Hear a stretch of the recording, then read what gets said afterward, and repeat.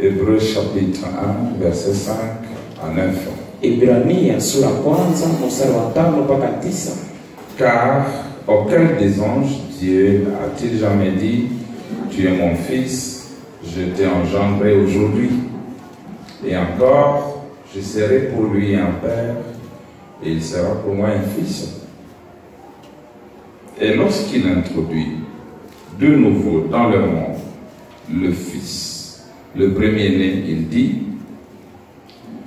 que tous les anges de Dieu l'adorent. De plus, il dit des anges, celui qui fait de ses anges des vents et de ses serviteurs une flamme de feu. Mais il dit au Fils, ton trône, ô Dieu, est éternel. Le spectre de ton règne est un spectre d'équité. Tu as aimé la justice et tu as eu l'iniquité.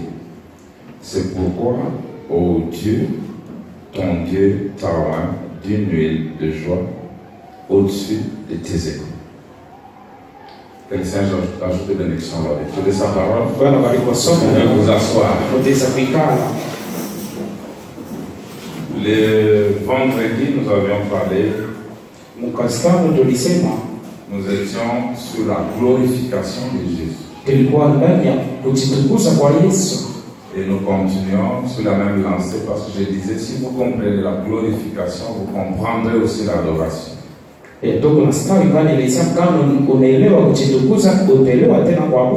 avons vu que le but de Dieu était de prendre son Fils unique, Jésus, et le planter.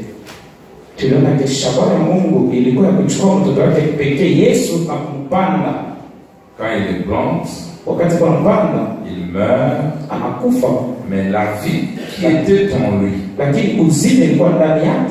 vie de Dieu, l'Esprit, sort, traverse les âges de l'Église, et à la fin, il s'est reproduit dans la forme d'origine, multiplié plusieurs semences.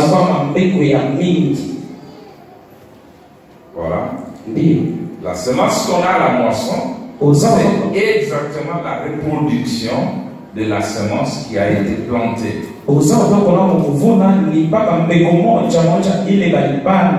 c'était le but de Dieu.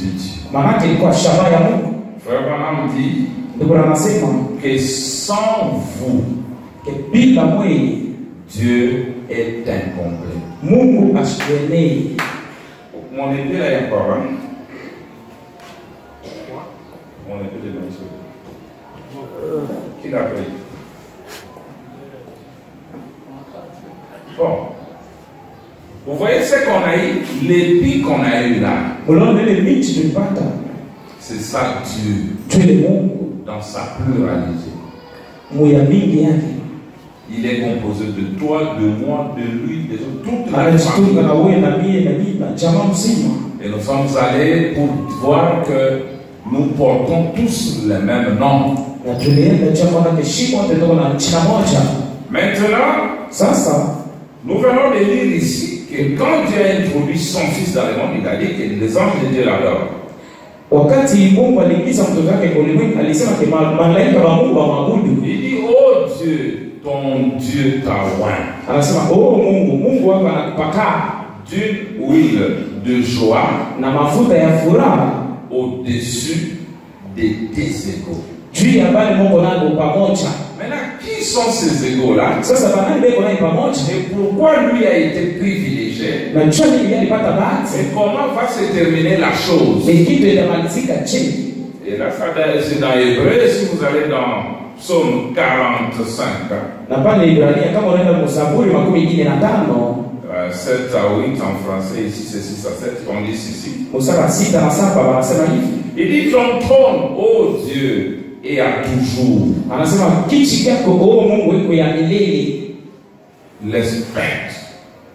Le sceptre de ton règne est un sceptre d'équité. c'est comme un tombe. bakora. Tu aimes la justice Unapenda haki et tu hais la méchanceté. na unachukia ubaya. C'est pourquoi, oh Dieu, Ndio kwa maana Mungu ton Dieu t'a oint d'une huile de joie par privilège sur tes collègues. Mungu akalipaka mafuta ya furaha kupitia bahati kwa baraka yako. Alors vous allez voir que le fils a été élevé Utaona ni mtoto walimpandisha au-dessus de ses semblables, au-dessus de ses égaux, et vous verrez que ce n'était pas pour toujours, pour l'éternité, mais c'était pour un temps. mtoto walimpandisha juu ya wale wa kufanana naye, juu ya wale wako pamoja, hana juu ya lote, amejua wakati kidogo. Et quand il est venu, on l'a adoré. Wakati walimwabudu, Quand il est venu, on l'a adoré. wakati alikuja walimwabudu. Ces gens-là qui adoraient Jésus, je ne sais pas s'ils avaient vraiment la notion de l'adoration. Bale watu wanaabudu Yesu, sijui kama walikuwa na akili ya kile wanachoabudu. C'est qu'il adorait. Bale wanaanza kumwabudu. Parce que nous allons voir Kwani tutaona que le corps de Jésus n'est pas la divinité. ke mwili ya Yesu haina bumungu, Mais la divinité était dans le corps. lakini bumungu ilikuwa ndani ya mwili. Le corps de Branham Mwili ya Abrahamu n'est pas la divinité. haina na bumungu. La divinité est dans le corps. Bumungu iliketi ndani ya mwili. Votre corps non plus n'est pas la divinité. Mwili yako haina na bumungu, Mais la divinité est dans le corps. lakini bumungu iko ndani ya mwili.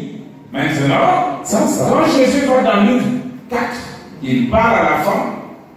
C'est Luc ou Jean? C'est dans Jean. Il dit, anasema le jour vient mashiko iko nakuja, où les vrais adorateurs ile bale bakuabudu wa kweli adoreront bataabudu le Père Baba en esprit ndani ya kiroho et en vérité. na ukweli. Car ce sont là les adorateurs que le Père recherche. Kwani njoo bale bakuabudu Baba iko natafuta.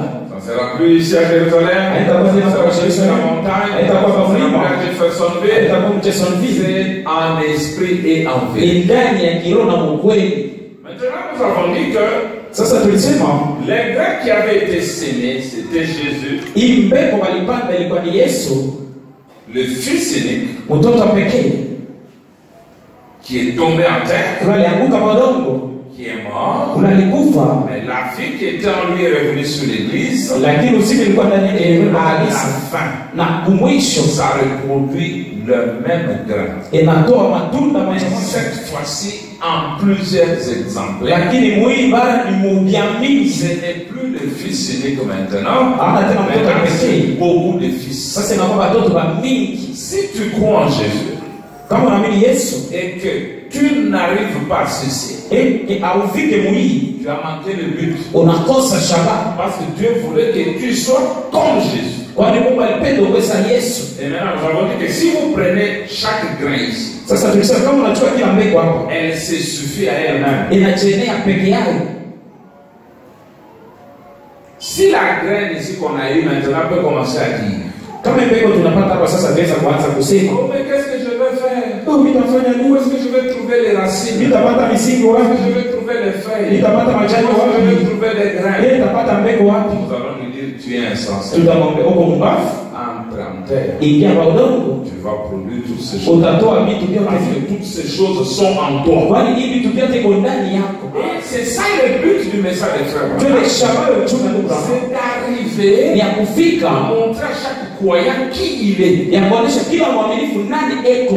C'est ce que Branham dit, je ne suis pas venu pour construire des dénominations. Twende Branham anasema sikuje cha kujenga Je suis madhehebu, venu établir une relation nilikuja kuweka mapatano spirituelle entre Dieu et les hommes. ya kiroho katikati ya Mungu na watu, Vous serez une habitation de l'Esprit de Dieu. kwani wote watakuwa makao ya kukaa ya roho ya Mungu. Et quand vous recevez cet esprit en vous, vous êtes comme Jésus. Wakati unapokea ile roho ndani yako unakuwa sa Yesu. Voilà. Maintenant, ça m'a dit ceci dans Dieu qui amène son église à la perfection. Proverbe 19, 20.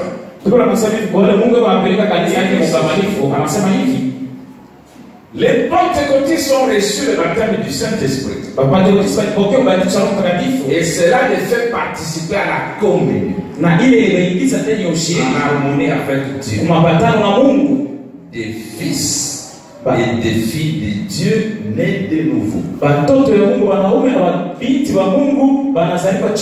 Enseignez leur la Bible et ils vont croire cela. Mais la chose est qu'ils oublient ce qu'ils sont. Ils se disent, eh bien, je ne sais pas. Écoutez, oh, mon frère, vous qui êtes nés de nouveau, vous êtes des fils et des filles de Dieu, égaux à Jésus-Christ,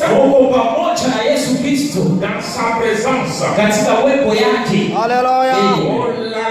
Oh là là, c'est ce qui met le diable en colère. C'est de laisser l'église de Dieu comprendre qui elle est.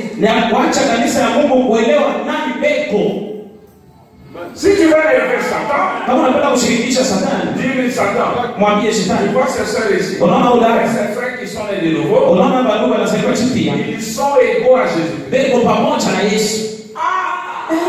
Fausse doctrine. Jésus est c'est vrai que nous avons dit frère Madame, il est tel incomparable.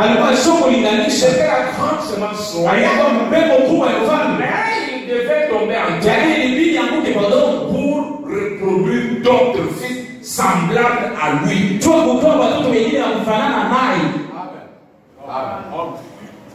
Si ce matin tu te mets en colère, tu es Satan. Parce qu'il n'y a que Satan qui se mettra en colère. Oh, toi la grande église vivante du Dieu. Toi qui as prétendu avoir embrassé les bénédictions du bord de la coupe. Parfois, je me demande si Dieu ne peut pas prendre son évangile et t'essouer au point que tu comprennes qui tu es, les droits que tu possèdes, les privilèges donnés par Dieu. Il faut cet évangile qui secoue l'église. Amen. Chaque jour, tu veux, moi ici, un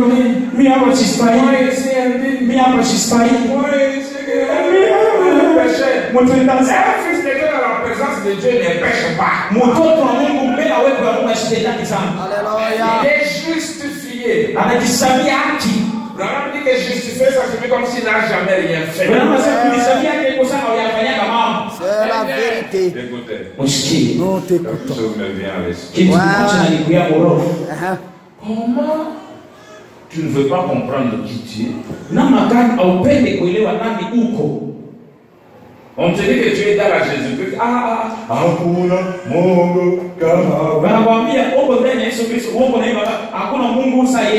on a dit ici, nous sommes semblables à lui. On a dit,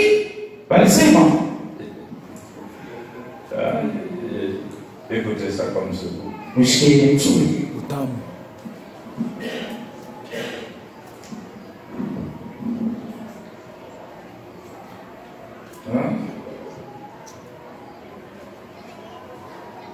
Je vais vous trouver ça.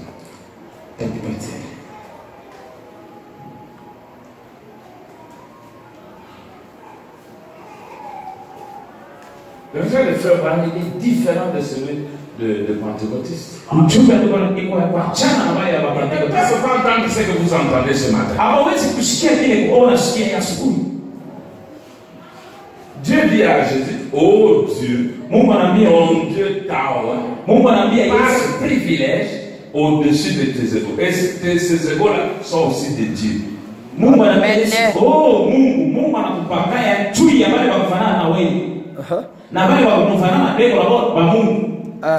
Moi ici, je me suis dit, Mimi hapa sina kitu. Si je ne vois rien. Mimi hapa ni sina pesa. Quoi? Wewe, Tu as une bombe atomique. unapata kupasuka. Gloire à Jésus. Là, tu Alléluia. peux créer ton monde. Unaona Et aller y habiter. ulimwengu wako unaenda kuketi. Il dit la puissance qui est en toi ce matin. Anasema uwezo wako ndani yako ya asubuhi. Il dit ceci par 61. Anasema hivi. Il dit ne crains point Jean. Anasema usiogope Yohana. Ne crains point petit troupeau. Usiogope kakunchi kidogo. Écoutez. Mshikie. Tout ce que je suis. Vyote niko. Alléluia.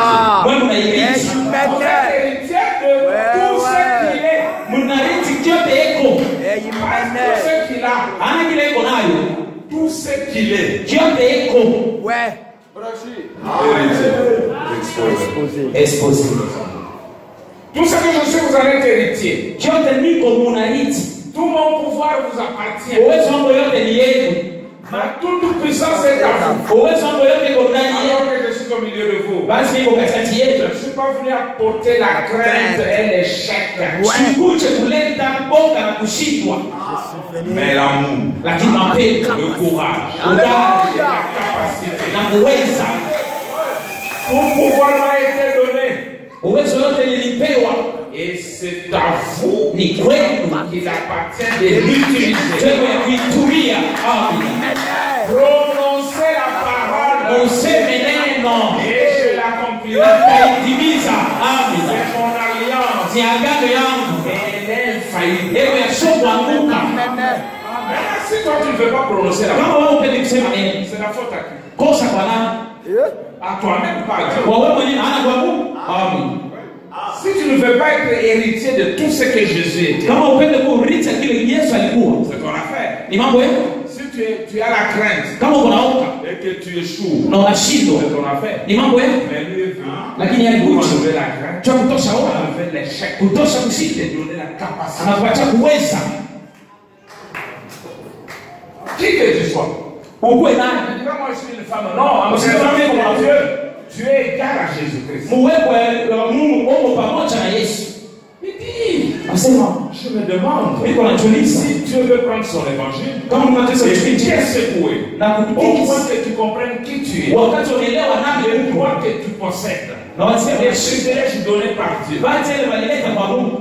Satan n'a aucun droit sur quoi que ce soit. Shetani hana uwezo kwa vitu vyoyote. Il n'est qu'un trompeur. Yeye kwa Au kulala. travers, il a été dépouillé de tout ce qu'il avait quand Jésus-Christ a pris la place du pécheur et qu'il est mort au calvaire. Kumsalaba ulimvuna wakati Yesu alichukua nafasi yako alikufa kumsalaba. Il dit, Satan n'a plus de droit légaux sur quelque chose. Alléluia. Shetani tena hana ruhusa kwa kitu yote. Haleluya.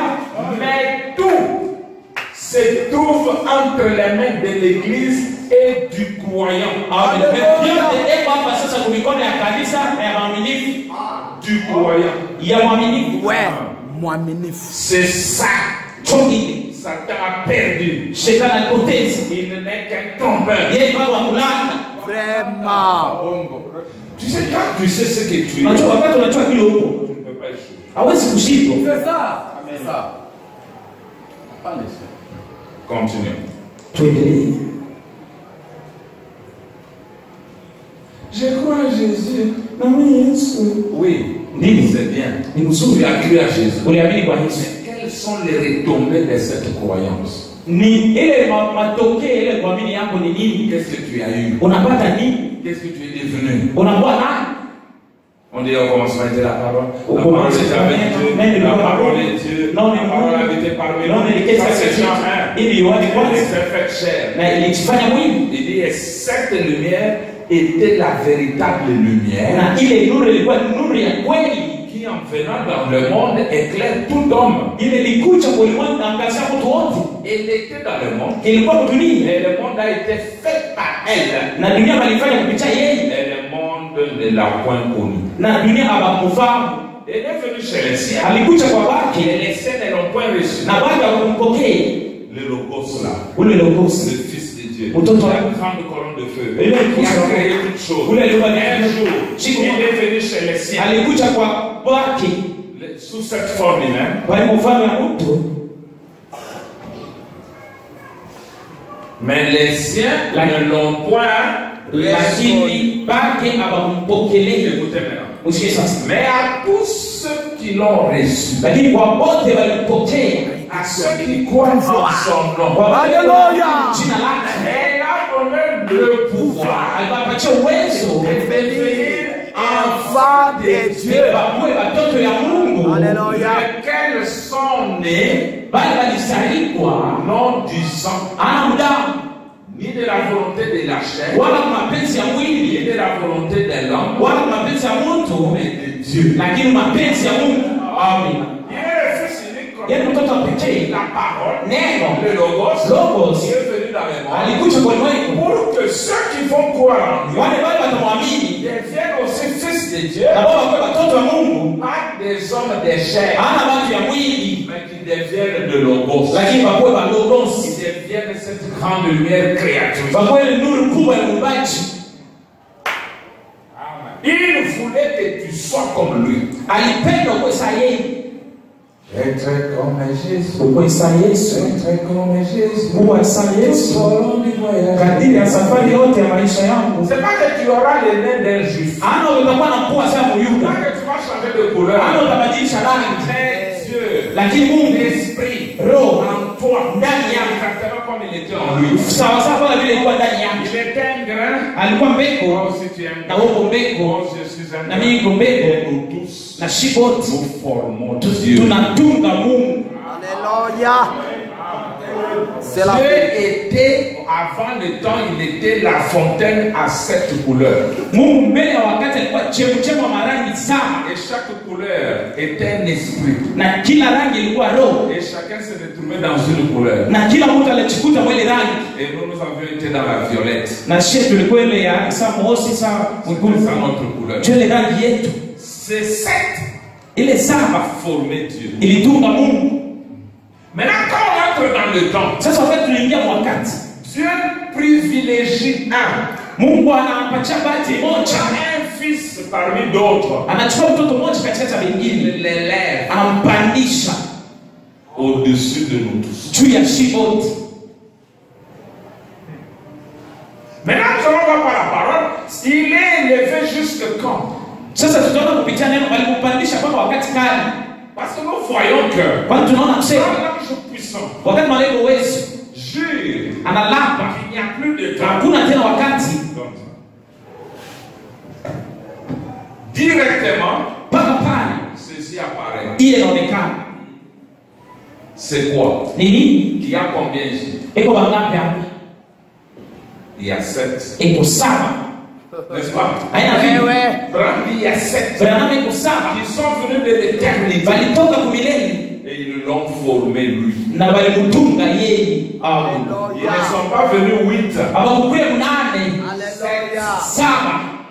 Ceux qui l'avaient formé là, Bale walimutunga kule avant le temps. mbele ya wakati. Mais quand le temps s'arrête, Wakati anashimama, ils reviennent le former encore. wanakuja cha kumutunga tena. Nous tous, nous sommes là. Na shibote toko mule. Amen.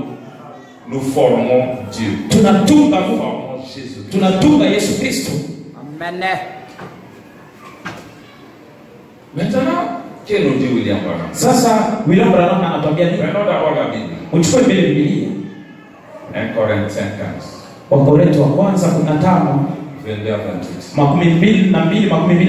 Lisez-le dans votre Bible. Musoma wa Biblia yenu, Écoutez. mshikie.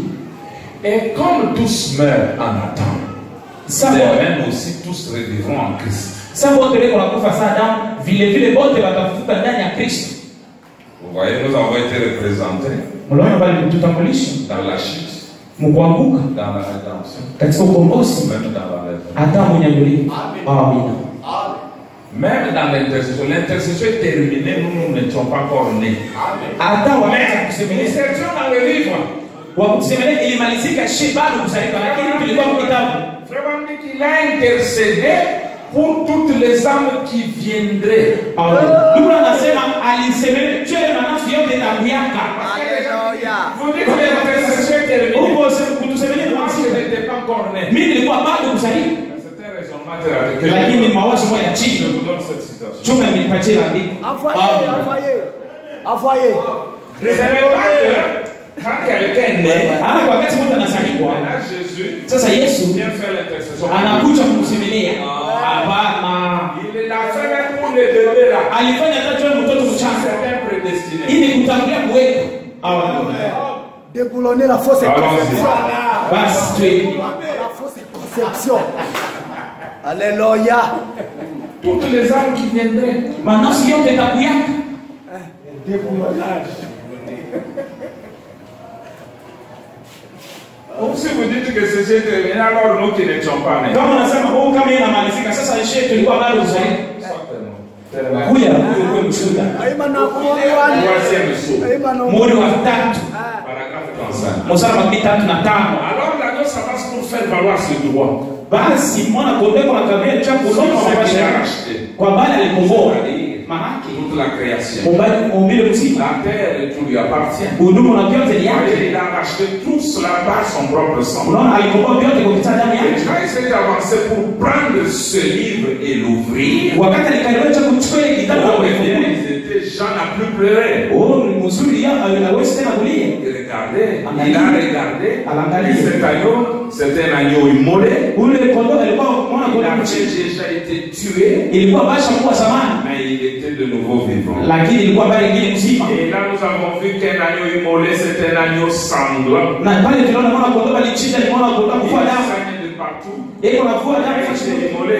ndio Et anamchinja. après avoir été immolé, Kisha kuchinja, il était ressuscité. alifufuka Il était assis sur le trône, disons derrière le trône, comme ceci, na alisketi kwa kiti, tuseme kwa mkongo ya kiti sasa hivi, en train d'intercéder pour toutes les âmes qui viendraient. anakusemalisha nafsi yote itakuyaka. Et puis, quand la dernière est arrivée, Kisha wa mwisho alifika, et que ça a été terminé, ilimalizika. Ba- c'est maintenant encore le livre de la rédemption. Mungu alishika tena Or, kitabu c'est cha le moment, c'est ma l'œuvre du Père. kwani hii wakati alitimiza kazi ya ndugu Que je sois né, ni zaidi, que je ne sois pas né, ni bado kuzalisha ça m'est égal. aipinyone. Je traite avec les gens qui sont dans le livre. Mungu eko natumia na watu weko mkitabu. Les livres, c'est les bons. Maintenant, continue. Comme tu se mets la main en Adam, ça va même aussi tous ceux qui vivent en Christ. Sasa watu weko wakufa ndani ya Adamu, wote watafufuka ndani ya Yesu, Chacun en son rang. lakini kila mtu mkuji yake. Christ comme prémisse. Kristo sema tokee chepuko, Puis ceux qui appartiennent à Christ. kisha bado weko wa Kristo. Vous vous rappelez que vendredi, on a vu que quand Jésus mourait à la croix, nous mourions avec lui. Unakumbuka mkasema tulisema wakati Yesu anakufa msalaba tulikufa naye. Est-ce que toi tu étais né Eti wewe ulikuwa mwili wakati unazaliwa sous la forme de la chair? kwa mfano ya mwili? Hapana. Mais pourquoi tu le crois? Cho nini unayaamini? Voilà, ndio utangulia kuweka. Dieu traite avec les élus surtout. Mungu yuko anatumia mpaka na wateule naishi. Maintenant, il continue. Sasa nasawa. Mais chacun son rang. Kila mtu mkuji. Christ comme prémisse. Kristo sasa Ceux qui chepuko. appartiennent à Christ Na lors wale de wa son Kristo avènement. wakati ya kuja kwake. Ensuite, Na kisha mfate. c'est maintenant que je commence à prêcher. Hapa ndio naanza kuhubiri. Ensuite Na kisha viendra la fin. itakuja mwisho. Quelle est cette fin? Mwisho gani? Quand Christ, Wakati Kristo n'est-ce pas? haya vipi? Quand il remettra Wakati atarudisha le royaume. ufalme. Je fais une illustration. Mimi nafanya sasa mchezo. Ça c'est Dieu, non? Huyu ni Mungu, Assis sur le trône. niko pakichi. Moi je suis le fils. Mimi niko mtoto. Dieu m'a élevé par privilège. Mungu ananipandisha Il kutoka m'a demandé de régner jusqu'à Apocalypse 10. aliniomba nitawale mpaka Ufunuo 10. Que je règne jusqu'à ce qu'il n'y ait plus de temps. Nitawale mpaka wakati haitakuwa tena. Maintenant, quand ce temps-là arrive à la fin, Sasa wakati inafika mwisho, la Bible dit, Biblia inasema ensuite viendra la fin, kisha itakuwa mwisho quand il remettra wakati kunarudisha le royaume ufalme à celui qui est Dieu kwa ule iko Mungu et Père, na Baba, après avoir détruit toute domination. kisha kupomoa mautawala yote, toute autorité mamlaka yote et toute puissance. na uwezo yote. Écoutez maintenant. Msikie sasa, Car kwani il faut qu'il règne ilibidi atawali éternellement. Non. milele? Hapana. Car il faut qu'il règne Kwani ilibidi atawali jusqu'à ce qu'il ait mis tous les ennemis sous ses pieds. mpaka wakati ataweka maadui yote chini ya mguu yake. Qui parle ici? Nani kwa nasema? C'est Paul. Ni Paulo. Or, Paul est venu après la crucifixion. Japo Paulo alikuja kisha Jésus kusulubishwa. était même déjà parti. Yesu alikuwa Et shahidi. là, Paul dit, Sasa Paulo car anasema il faut qu'il règne jusqu'à ce qu'il ait mis tous les ennemis sous ses pieds. kwani ilibidi atawale mpaka wakati ataweka maadui yote chini ya mguu yake. Le dernier ennemi qui sera Adui wa mwisho huyu, c'est la mort. adui wa mwisho yule watapomola ni lufu. Non, Paul, Paulo sachant que Jésus s'est déjà battu contre la mort à la croix, anajua ke Yesu anapomana na lufu msalaba, mais il dit que le dernier ennemi qui sera détruit dans le futur, na anasema adui wa mwisho watapomola kumachayo c'est la mort. ni lufu. C'est que la mort n'était pas détruite jusqu'à Manake lufu abakipomola bado pale.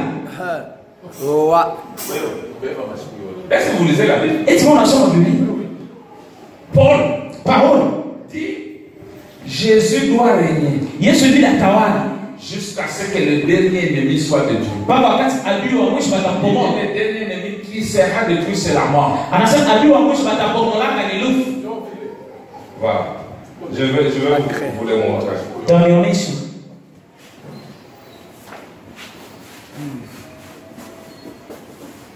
Ça, c'est la croix. Hii ni msalaba. C'est la croix.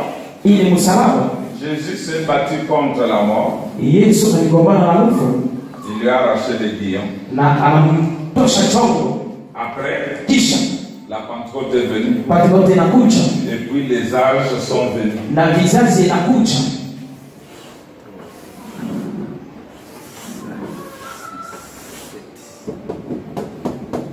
Voilà. Ndio. Et ici, Na hapa c'est Apocalypse. ni Ufunuo. Regardez maintenant. Angalia sasa. Paul parle, il est dans cet âge ici. Paulo yuko mwe kizazi.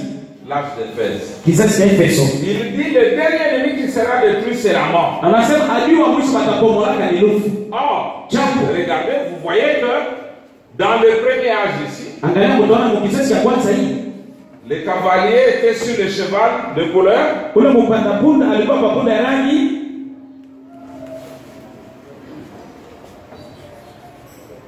Cheval blanc. punda kweupe. Après, Kisha il est monté sur le cheval. alipanda kwa punda, On ne vous a pas encore enseigné ça. amefundisha watu Cheval rouge. punda kwa mwekundu. Après, Kisha il est monté sur le cheval de couleur noire. anapanda kwa punda kwa rangi ya mweusi.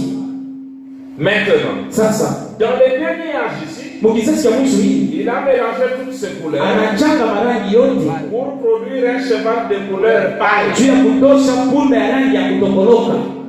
Ouais. Regardez. Angalia Attendez, je vous donne. Quand il ouvrit le quatrième sceau, wakati anaanza kufungula muhuri wa nne, comment il s'appelle? namna kale wanaita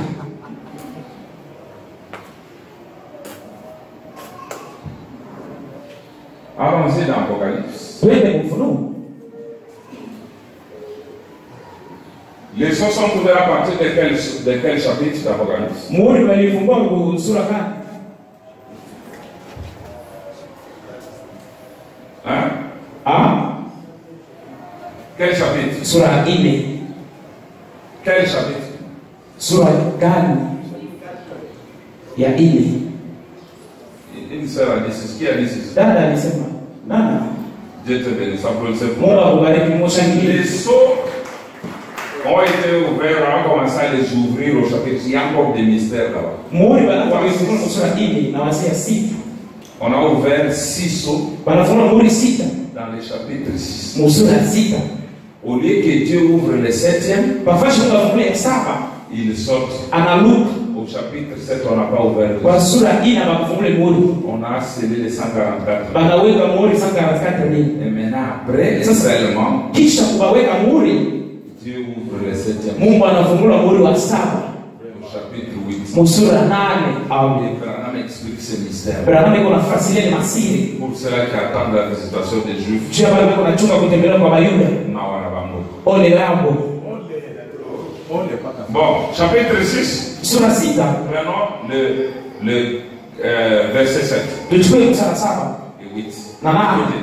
Quand il ouvrit le 4e sceau, Wakati anapofungula muhuri wa 4, j'entendis la voix du 4e être vivant qui disait viens. nilisikia sauti ya kiumbe cha kizimu kwa Et je sauti. regardais, voici pareil un cheval d'une couleur pâle. Na naangalia naona punda ya rangi ya kutokoloka inaonekana.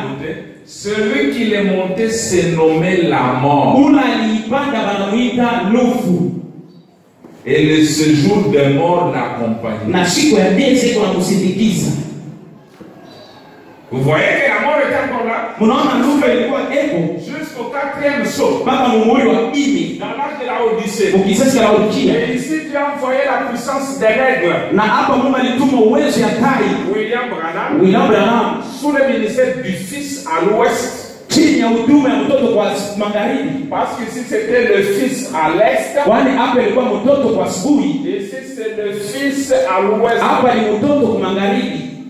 Même ministère. Huduma moja moja. Et c'est l'aigle qui affronte le cavalier à couleur pâle appelé la mort. Ni tai joko na kuunganisha ile punda ya rangi ya kutokoloka wanaita Lufu. Donc l'éclair va de l'Orient se monte jusqu'en Occident. Sasa umeme uko natoka kwa sio kwenda kwa magharibi. C'est le même ministère à l'Orient. Ni huduma moja moja kwa C'est le magharibi. même ministère à l'Occident. Ni huduma moja moja kwa asubuhi na kwa magharibi. Maintenant, quand il affronte le dernier cavalier Sasa wakati anapambana na punda kwa mwisho et qu'il l'a vaincu, na anamweza, maintenant, sasa il prend le royaume comme j'ai dit. anachukua ufalme vile nilisema, Il remet anairudisha au Père. kwa Baba. Il dit tout ce que je devais faire, j'ai fait. Anasema kile nilipaswa kufanya nafanya. Maintenant, prends ton royaume. Sasa chukua ufalme yako. Continue à lire la Bible. Twende kusoma Biblia. Et puis nous prenons frère Branham. Kisha tutachukua ndio Branham. Il dit le dernier ennemi qui sera détruit, c'est la mort. Anasema adui wa mwisho watapomona ni Lufu. Dieu en effet a tout mis sous ses pieds. Mungu kusema aliweka vyote chini ya miguu yake. Le pied du fils. Hein? Mguu ya mtoto. Écoutez maintenant. Mais lorsqu'il dit que tout lui a été soumis, Na wakati anasema vyote limutii, il est évident iko kweli que celui qui lui a soumis toutes choses est accepté. ke ula alimfanya vitu vyote vitii alimtosha. Tout était soumis au fils, Vyote walitii kwa mtoto sauf le père. mpaka baba. Au. C'est pourquoi vous verrez, Choko maana mtaona même en Égypte, hata kumisri dans ce même ministère, le mystère s'est accompli. wakati ile huduma moja moja ilitimizika, Pharaon a soumis toute l'Égypte à Joseph, n'est-ce pas? Farao alifanya Misri mzima batii Yusufu, haina vile. Mais Pharaon lui dit, Lakini Farao anamwambia c'est mon trône. ni mpaka kichi Il changu restera au-dessus de toi. itabakia juu yako, Et moi, Pharaon, lakini mimi Farao je ne serai pas soumis à mimi toi. sitakutii wewe. Amen.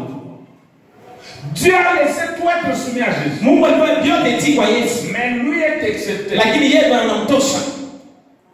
Lui, Dieu, Yeye Mungu t'a soumis. asimtii. Il dit, Anasema en effet, Dieu en effet a tout soumis sous ses pieds. mkusema Mungu alifanya vyote imtii chini ya miguu Mais yake. lorsqu'il dit que tout lui a été soumis, Lakini wakati anasema vyote il est imtii, évident que celui qui lui a soumis toutes choses est accepté. na kusema ke ule alimfanya vitu vyote imtii na mtosha. Et lorsque toutes choses lui auront été soumises, Wakati vitu vyote ilimutii, écoutez, alors basi le Fils lui-même mtoto peke yake sera soumis atatii à celui qui lui a soumis toutes choses. kwa ule alimfanya vitu vyote imutii. Afin Kwani que Dieu ke Mungu soit tout akuwe vyote, en tous. akuwe vyote vyote. Yote bote. Ouais. Il sera tout en Atakuwa yote ubote. Parce que quand ce ministère prend fin, Wakati huduma iko namalizika, le Fils qui était élevé, mtoto ule walipandisha, auquel le Dieu a dit que tous les anges l'adorent, ila Mungu alisema malaika wote wamwabudu, lui aussi, comme nous, se soumet. Na yeye sasa tusatoka na titi. Il remet l'autorité. Anarudisha mamlaka. Il remet au Père. Anarudisha kwa Baba. Et lui-même aussi. Na yeye mwenyewe anajitii. Pour permettre maintenant Tuwe kuruhusu sasa à Dieu kwa Mungu d'entrer dans tous les fils. ya kuingia ndani ya watoto wote. Et lorsque tout ça lui aura été soumis, Wakati vitu vyote ni mtii, alors le fils lui-même sera soumis basi mtoto yeye mwenyewe atatii à celui qui lui a soumis toutes choses. kwa kuna alifanya vitu vyote mtii, Afin que Dieu soit tout en tout. cho Mungu akuwe yote mubyote uboti, Tout en tous. yote mubyote. Là c'est Branham, c'est la Bible. Pale ni Biblia. Vous devez comprendre maintenant Branham. Unapenda kuelewa sasa Branham? La bouche autorisée. Parce que nous avons une Bible. Kwani tunaenda kwa Biblia? Branham. Biblia Branham.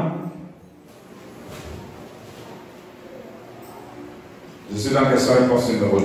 Niko na swali na jibu namba pili. Prêché le 23 août 64. Le 23 août makumi sita na Si vous nne. comprenez ça, vous comprenez tout le reste qui arrive.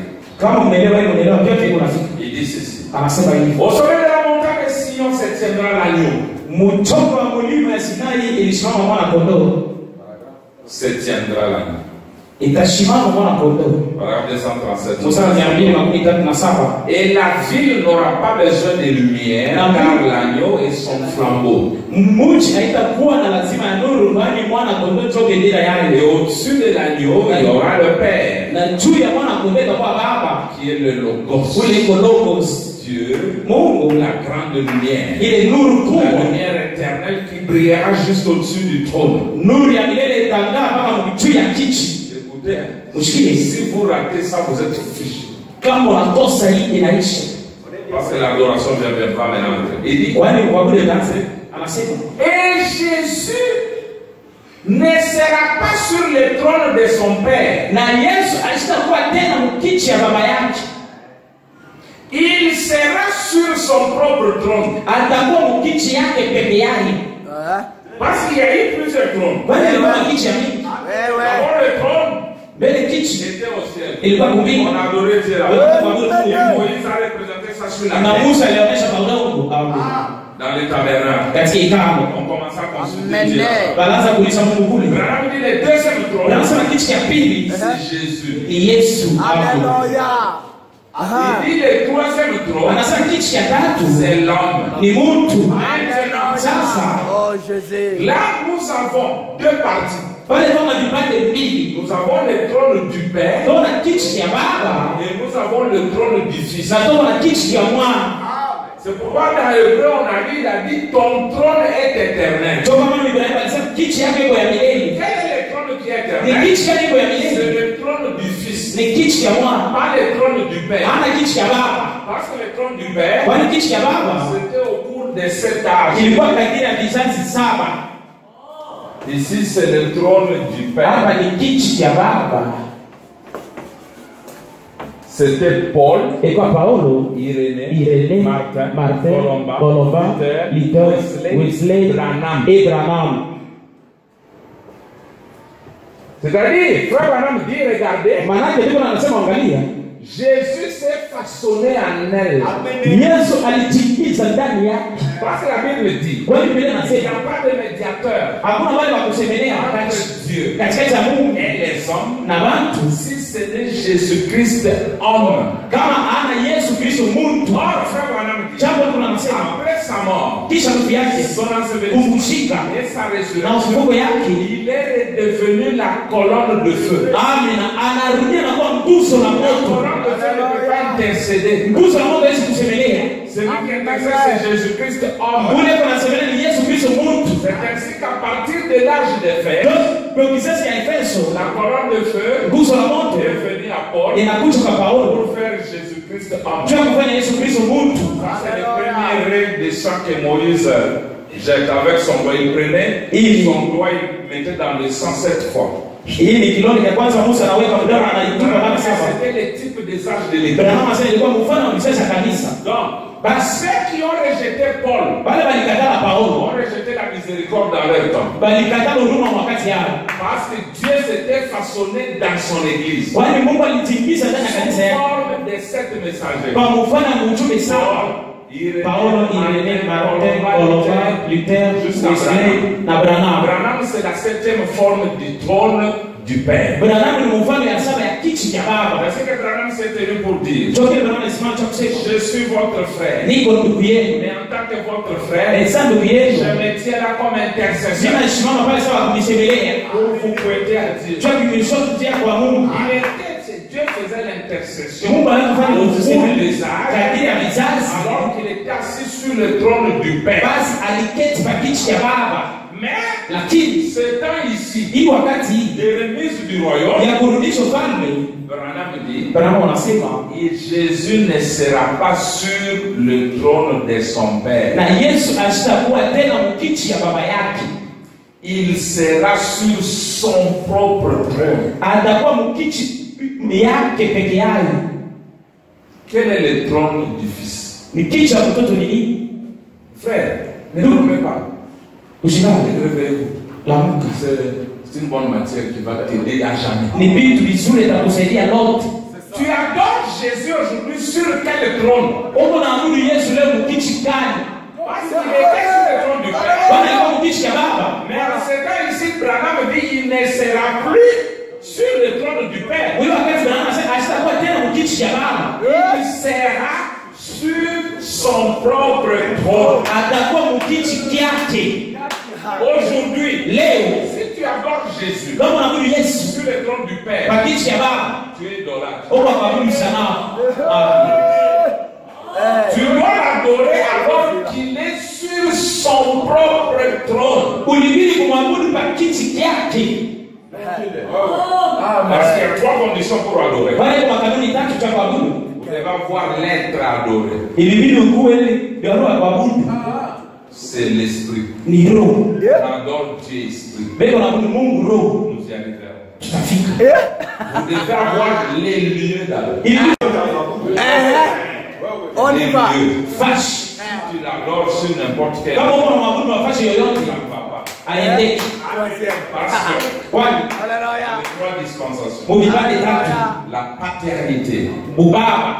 Dieu a révélé le nom. Mungu alifunua jina. Non, je voulais dire, il a révélé l'être. Nilipenda kusema barua. Être. Akuwe. La La personne. personne. Ule mtu.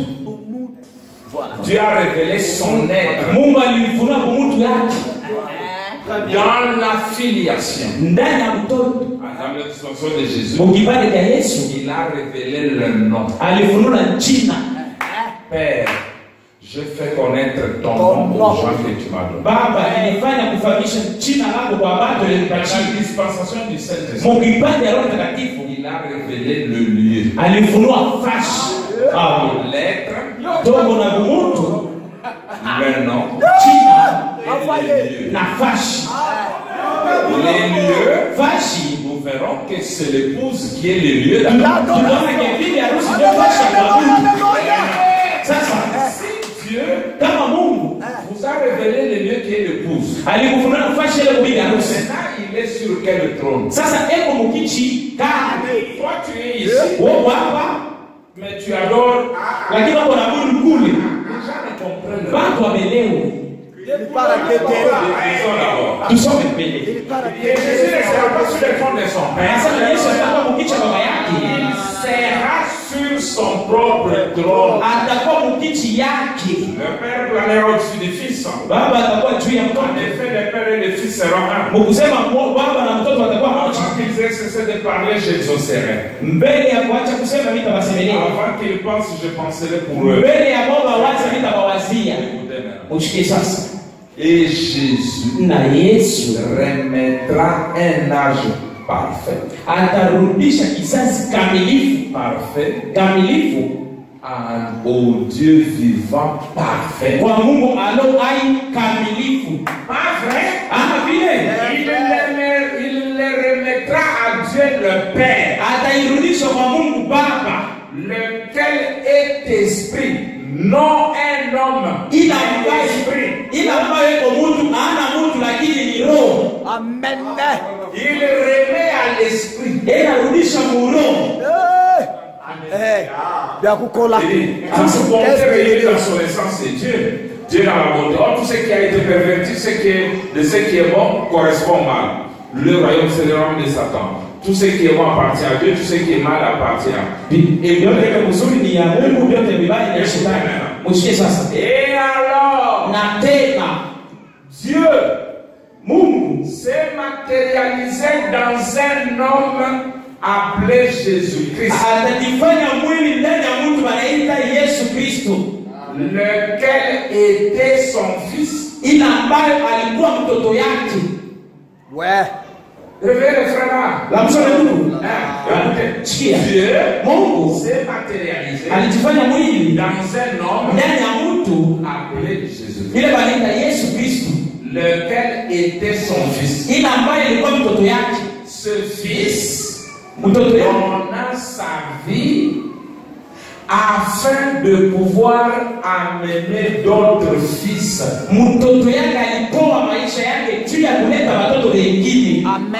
Pourquoi? Pour que Dieu puisse devenir tangible et opérer en tout et en tous.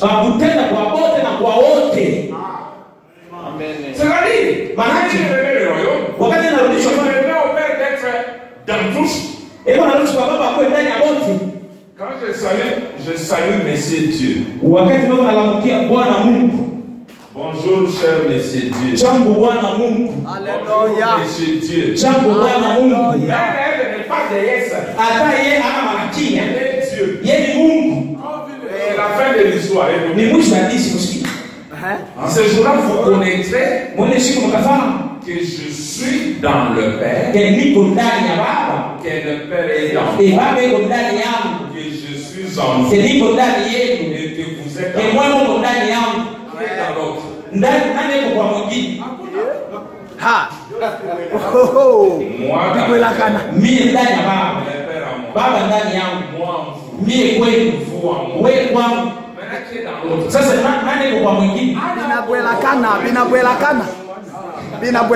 C'est ça la fin.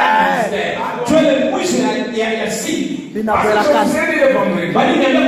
Que si Adam n'avait pas péché, il n'y aurait pas eu tout ceci. L'histoire s'est répétée parce qu'Adam était tombé. Et dans le troisième verset de Dieu, c'est de rétablir le royaume dans la position où il était tombé par le péché d'Adam.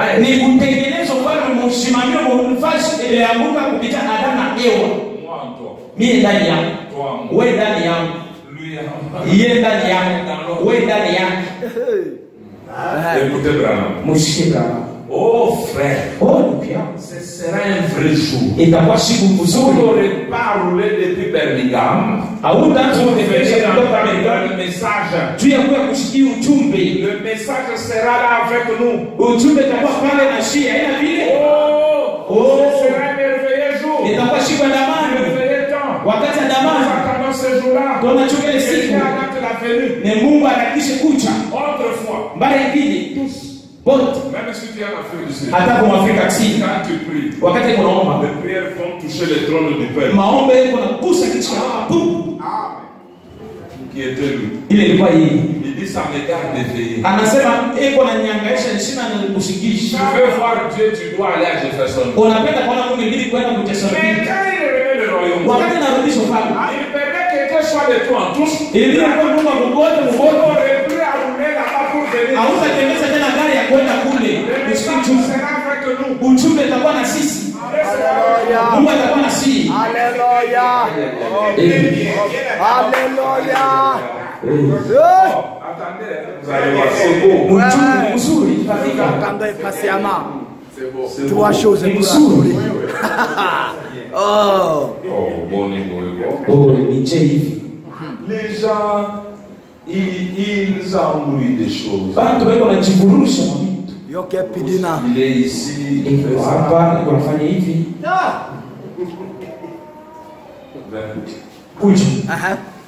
Témoin. Eh bien, rappelez-vous, j'ai un petit sermon et j'ai prêché. Il est Dieu sur le toit. Ouais. Il est Dieu dans la cave. Iko Mungu katika chini ya udongo. Il est Dieu dans la prison. Iko Mungu ndani ya gereza. Il est Dieu à l'hôpital. Iko Mungu ndani ya hospitali. Il est Dieu dans l'église. Iko Mungu ndani ya kanisa. Il est Dieu sur le banc. Iko Mungu alikaa na mbao. Il est Dieu partout. Iko Mungu katika kile. Iko Mungu. Eti ya kweli. Iko Mungu. Il est tout autant Dieu que vous êtes. Iko Mungu safi bila huko. Vous êtes qu'il est ici. Iko safi huko hapa. Il est Dieu au ciel, il est partout. Mungu mchuke mfashi yote. Il va loin, il dit même il est Dieu à la cuisine. Anaenda mbali na anasema eko Mungu mpishi. C'est pourquoi Branham, Choma na Branham. avant d'être d'accord, il est Dieu à la cuisine, c'est ici. Ndio Mungu mpishi ni hapa. Il est toujours Dieu. Il est Dieu sur le toit. Anasema eko Mungu pa juu ya nyumba. Dieu à la cuisine. Mungu mpishi. Dieu à la ferme. Mungu mashamba. Dieu dans l'auto. Mungu mgari. Il est Dieu partout. Eko Mungu fashi yote. Il est Dieu Eko Mungu tout en tout. Bote yote Mungu. Alléluia. C'est ça.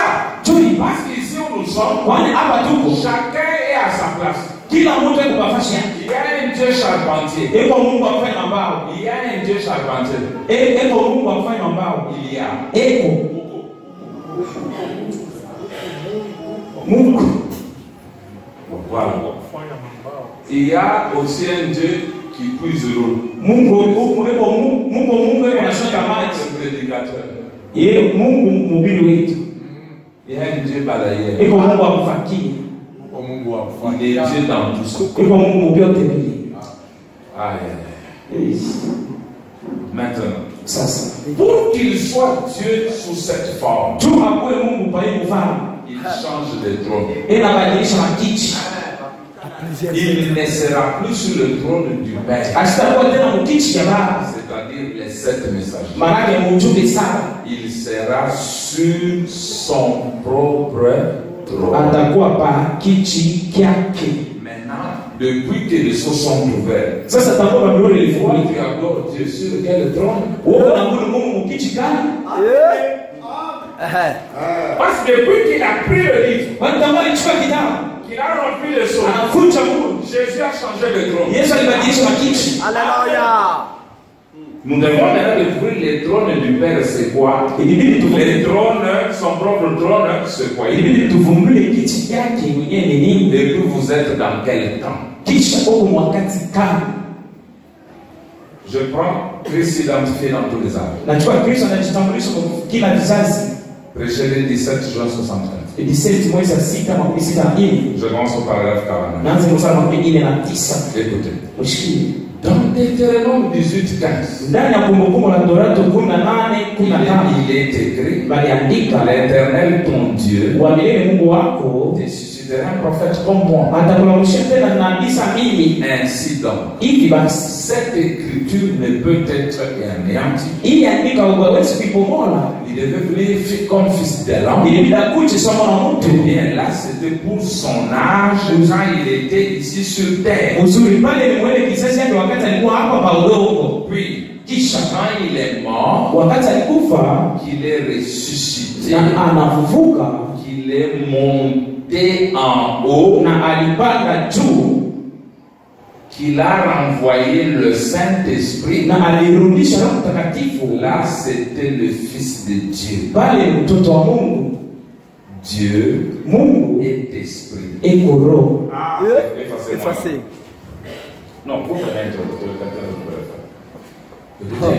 Allez. Puis quand il est mort, il est ressuscité, Alifufuka, qu'il est monté en haut, alipanda juu qu'il a renvoyé le na Saint-Esprit. alirudisha Roho Mtakatifu. Là, c'était le Fils de Dieu. Pale alikuwa ni mwana wa Mungu. Dieu est esprit. Mungu ni roho. Et au cours des âges de Na l'Église, kadiri ya vizazi ya kanisa c'était le Fils de Dieu. alikuwa ni mtoto wa Mungu. Et puis dans le millénium, Kisha kwa miaka 1000 ce sera le Fils de David, itakuwa mtoto wa Daudi assis sur le trône régnant. yule anaketi pa kiti ya utawala. Il est monté en haut. Alipanda Celui juu. qui vaincra, je le ferai asseoir avec moi sur mon trône, comme moi aussi j'ai vaincu et je me suis assis avec mon Père sur son trône. Unataweza tamwikalisha mkiti yangu saa mimi niliweza nilikala na mkiti ya baba Il yangu. est assis sur le trône du Père maintenant. Aliketi pa kiti ya baba hapa sasa.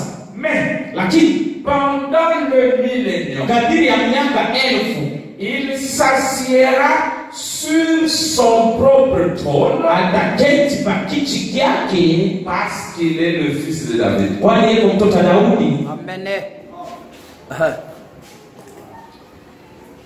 Ce petit tableau, vous l'avez. Hii kama kidogo mfano Paul dit, il est celui qui est, Paulo anasema ile iko celui qui était ule alikuwaka et celui qui vient. na ule iko nakuja. Est-ce vrai? Eti ya kweli C'est ce qu'on a écrit dans la Bible. ndio vile wanaandika Biblia. C'est en rapport avec toute la doctrine des frères. Ni kufuatana na mafundisho yote ya Ndugu Branham. Nous venons de lire. Celui qui était, Ule alikuwaka c'était un prophète. alikuwa ni nabii. Celui qui est, Ule pendant iko que Paul parlait, wakati Paulo yeye anasema il est sacrificateur. yeye mkoani.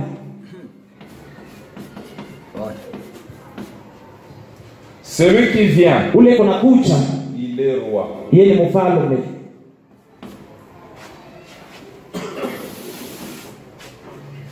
Frère Branham dit, Ndugu anasema en tant que prophète, sana nabii il est fils, iko mwana fils de l'homme. mwana wa mtu, ndio Il est mzuri. fils de l'homme. Iko mwana wa mtu. En tant que sacrificateur, Sasa mkoani nous iko venons de le lire. tunatoka kuisoma Il est mwana wa Mungu, fils de Dieu. mwana wa Mungu. Et en tant que roi, Na sasa mfalme iko il est mtoto wa fils Daudi, de David. mtoto wa Daudi. Ça doit être ton tableau de bord Hii ni bidi iko fashi hapa kuangalia. pour ne pas te tromper même dans l'adoration. Ndio usijilanda kama kuabudu. Parce que si tu appelles Jésus sous un autre qualificatif qui n'est pas, il ne t'écoute pas. Kama unaita Yesu mjini Hallelujah. kile na hapo ashakusikii. La femme Amen. syrophénicienne, Mwanamke yule ya kuferensia. le fils de David, Mtoto wa Daudi. Jésus ne le regarde Yesu pas. alimsula. Mais quand il a dit Seigneur, Wakati alisema Bwana, Branham dit, vous voyez, wanasema no. elle n'avait pas de droit sur elle en tant que fils de David. Asikuwe na ruhusa kwake sasa mtoto wa Daudi. Toi aujourd'hui, Wewe leo quand tu cries à Dieu, tu watu l'as. wanalalamika kwa Mungu. Makelele ya boli. Maintenant, Branham dit, Sasa Branham en anasema tant que fils de l'homme, sasa mtoto wa mtu il est aigle. iko tai. En tant que fils de Dieu, Sasa mwana wa Mungu il est agneau. iko kondolo. Alléluia. Et en tant que fils de David, Sasa mtoto wa Daudi iko il est lion. simba. Branham dit, Branham anasema en tant qu'aigle, c'était son pèlerinage sur la terre. sasa tai ilikuwa ni safari yake pa udongo. Amen. Il dit, en tant qu'agneau, Anasema sasa kondolo sacrificateur, fils de Dieu, c'était au cours de cet âge ilikuwa de kadiri ya l'Église. vizazi saba ya kanisa. Correct. Et en tant que lion, Na sasa simba fils de David, mtoto wa Daudi roi, mfalme. Branham dit, c'est dans les milléniums. Branham anasema ni ndani ya miaka 1000. Ici, Hapa c'est le trône du Père ni kiti cha Baba au cours des âges. kadiri ya vizazi. Dans les milléniums, nous venons de lire, Branham dit, Branham mu miaka 1000 Branham anasema il est sur iko son mu propre. iko mu kiti kyake.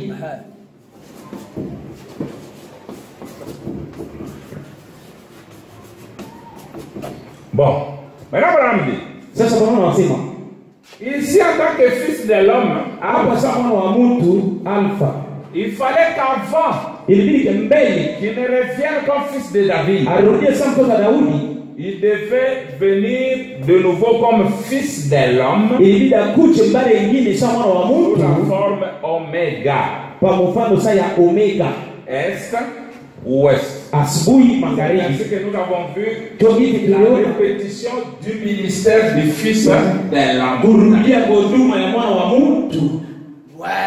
Vous voyez mes frères? Unaona familia wangu? Bon, regardez. Mwangalie. Branham anasema en ce jour où il remet le royaume, il ne sera plus sur le trône du Père. mwele siku atarudishwa ufalme, asitakuwa tena mkiti cha baba, Il sera sur son propre trône. atakuwa mkiti yake. Il est sur son propre trône dans quel temps? Eko mkiti yake mwakati gani? Miaka elfu, miaka elfu. C'est vrai. Dans le millénium, Ndani ya miaka elfu il est roi, eko mfalme, il est lion. eko simba. L'ancien dit, Uzazi ne pleure pas, Au car soleil. le lion kwani simba a vaincu. aliweza. Et c'est le lion qui a pris le Ni livre. simba ndio alichukua kitabu. Est-ce vrai? Eti ya kweli? Dans les Sabino Canyon, Ndani ya Sabinoka yote l'épée venait dans la main de Branham. mupanga ilikuja mkono wa Branham. On a dit c'est l'épée Balisema mpanga ya du roi. mfalme. Maintenant ici, Sasa hapa frère Branham dit, ndio anasema c'est Jésus couronné. ni Yesu anamuvika taji. Il dit on ne couronne pas un esprit Abasema abavika taji roho. et on ne couronne qu'un roi. Na beko anavika taji mpaka mfalme. Mais dans les églises, Lakini makanisa ils sont le roi couronné. beko na mfalme anavika Ils taji. sont les lions. Beko na simba. Ils sont les fils de David. Beko na mtoto wa Daudi. Ils ont le roi. Beko na mfalme. Mais ils attendent le millénaire. Lakini beko na ngojea miaka elfu. Vous ne comprenez pas que les églises ont des problèmes. Eti amushikie makanisa kwa mama. Amen. Beko nayo papa. Écoutez, Mushikie. maintenant voyons Sasa tuone sur quel trône Jésus est maintenant. Yesu yuko mkiti kani hapa sasa.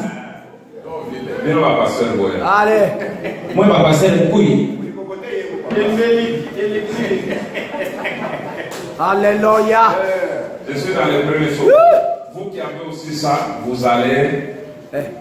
Si je lis mal, vous me corrigez. Mwema uko na bana nasoma mbaya Premier saut, ni paragraphe 160. Muri ya kwanza mstari 106. Il quittera le royaume du Père. Atatoka kufanya baba. Il a quitté le trône du Père. Alitoka mkiti cha baba. Ce n'est pas il qui Si sera. tu les remets encore sur le trône du Kama Père, unamrudisha tena mkiti cha baba, tu auras affaire à Branham. utakuwa na mambo na Branham. Il a quitté le trône du Père. Alitoka mkiti cha baba. Tu as mis Pour prendre son propre trône. tu as kuchukua kiti chake. On y va. Mais Chacun pour soi. il est assis. Non, il a, maintenant il est cessé.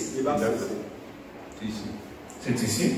Maintenant il a cessé son œuvre d'intercession. Sasa anamaliza kazi yake ya kutusemelea. L'intercession c'était ici pendant les 7 âges. Ilikuwa hapa kadiri ya vizazi saba ya kanisa. Il a cessé son œuvre d'intercession. Anaacha kazi yake ya kutusemelea. Allez-y. Il s'est avancé pour réclamer son propre trône. Alikaribia cha kuchukua kiti chake. Il s'est avancé pour réclamer son propre trône. Alikaribia cha kuomba kiti chake. Ni kiti gani? Ce sujet racheté. Bato yake alikombola. Son sujet, Ana mtu wake. c'est sujet racheté. Bato yake alikombola. Il forme le trône du Père. Anatuka kiti ya baba. Amen.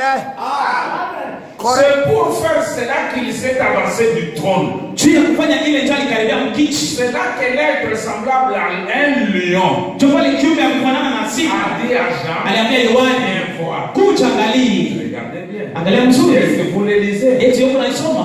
Un de cette sceaux, l'un des 4 êtres vivants Ile mapiombe ine. qui disait, Bali bala comme kusema. la voix d'un tonnerre. Sasa sauti ya baragumu. Merci homme de Dieu. Asante watumishi wa Mungu. Nous voulons la parole avec précision. Sisi tunapenda neno na hakikisho. Quand Amen. je prie, Wakati wewe unaomba, je dois savoir je suis dans quel temps. ili nijue ndugu wakati gani. Oh roi des rois. Oh mfalme wa wafalme. Tu aimes ça. Mungu anapenda. Parce qu'aujourd'hui, il est roi des rois. Kwani leo yeye mfalme wa wafalme. Oh fils de David. Oh mtoto wa Daudi. Toi le lion de la Wewe simba ya kizazi cha Yuda. Toi le fils de David. Wewe mtoto wa Daudi. Toi qui es assis sur ton propre trône. wewe unaketi kwa kiti chako Amène cette requête. na kuletea hitaji. Amen. Ce n'est pas toi nguru. Ana kwenda mpaka hivi kufucho. Tu dis des choses sans comprendre. Unasema vitu bila kuelewa. L'agneau de Dieu qui ôte les péchés du monde. Aujourd'hui, Leo nous sommes ici. tuko hapa. Pour la Alléluia. Paulo alisema celui qui était, ule alikuwaka, celui qui est, ule eko na ule eko na kucha. nous sommes ici. Sisi tuko hapa.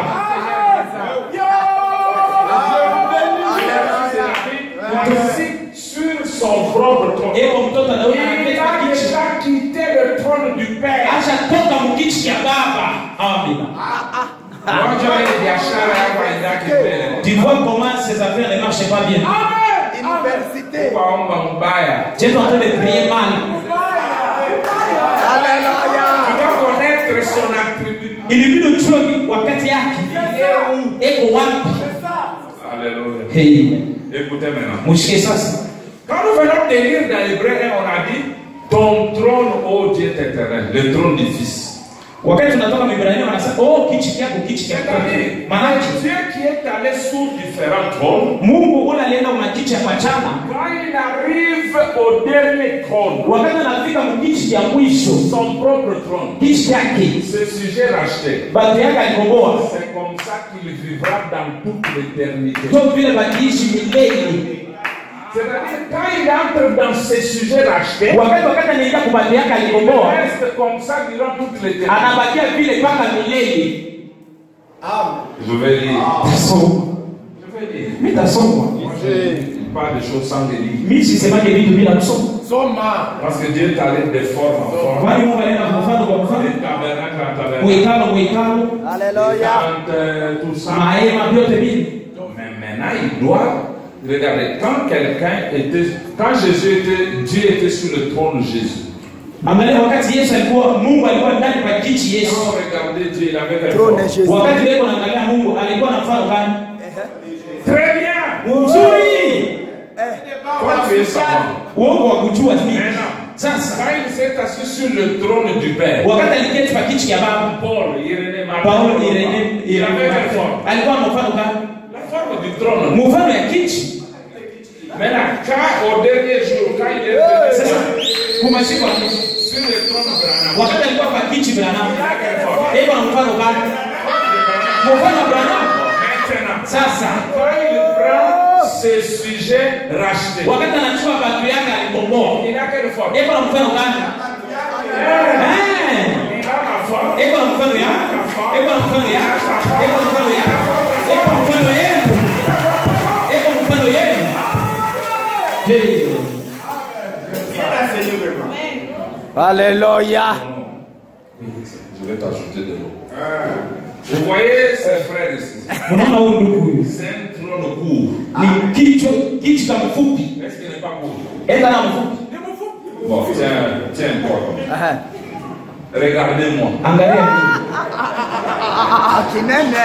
Mais ce qui est important, kile kwa mafua c'est ce qui est à l'intérieur. ni kile kundani. Quand Dieu Esprit entre dans une grande forme, il a ma grande forme. Wakati Mungu reko niingia kwa mfano mnene, iko na mfano ya. Quand je mets les mains de Dieu en lui, Wakati naweka Mungu moja moja ndani yake, il aura la taille atakuwa na mrefu ya de cette bouteille. Non? ya hii chupa ina vile. Ouais. Achète ma forme. Iko na mfano ya. Naona watu yangu. Alléluia. Sasa Branham, écoutez. Branham mshiki. Branham a prêché le 7e saut le premier jour. Les gens n'ont jamais su ça. Branham alihubiri muhuri wa saba siku ya kwanza baada ya kuichukua. Le 7e saut, c'était Dieu se cache et se révèle dans la scène. Muhuri wa saba ni Mungu yuko anajificha na anajifunua mwepesi. C'est pourquoi vous verrez. Choko maana mtaona. Quand on finit le 6e saut, Wale wanamaliza muhuri wa sita. Branham demande questions et réponses sur les sauts. Branham anauliza swali na jibu pa muhuri. Oh, Branham, comment les questions et réponses sur le saut alors que le 7e saut n'est pas encore venu? Branham, tu nini swali na jibu pa muhuri basi muhuri wa saba hawayafunua. Non, il a déjà prêché ça. Maintenant, quand il arrive au 7e Sasa jour, wakati anafika mwezi wa saba, je ne sais pas. sijui J'ai vu ceci. niliona hivi. Oh, je comprends. Mimi Pourquoi j'ai naelewa. prêché ce Twende message nihubiri avant. ujumbe ile mbele. Maintenant, dans ce message-là, Sasa muhuri ujumbe le ile. 7e jour, Muhuri wa saba. Dieu caché révélé dans la Sainte. Ile Mungu alijificha ni mfano mwepesi. Anasema Dieu, attendez que je dise ça. mchunge nisome. Dieu peut se cacher dans une blanchisseuse. Mungu anapenda kujificha kwa ule mtu akufua.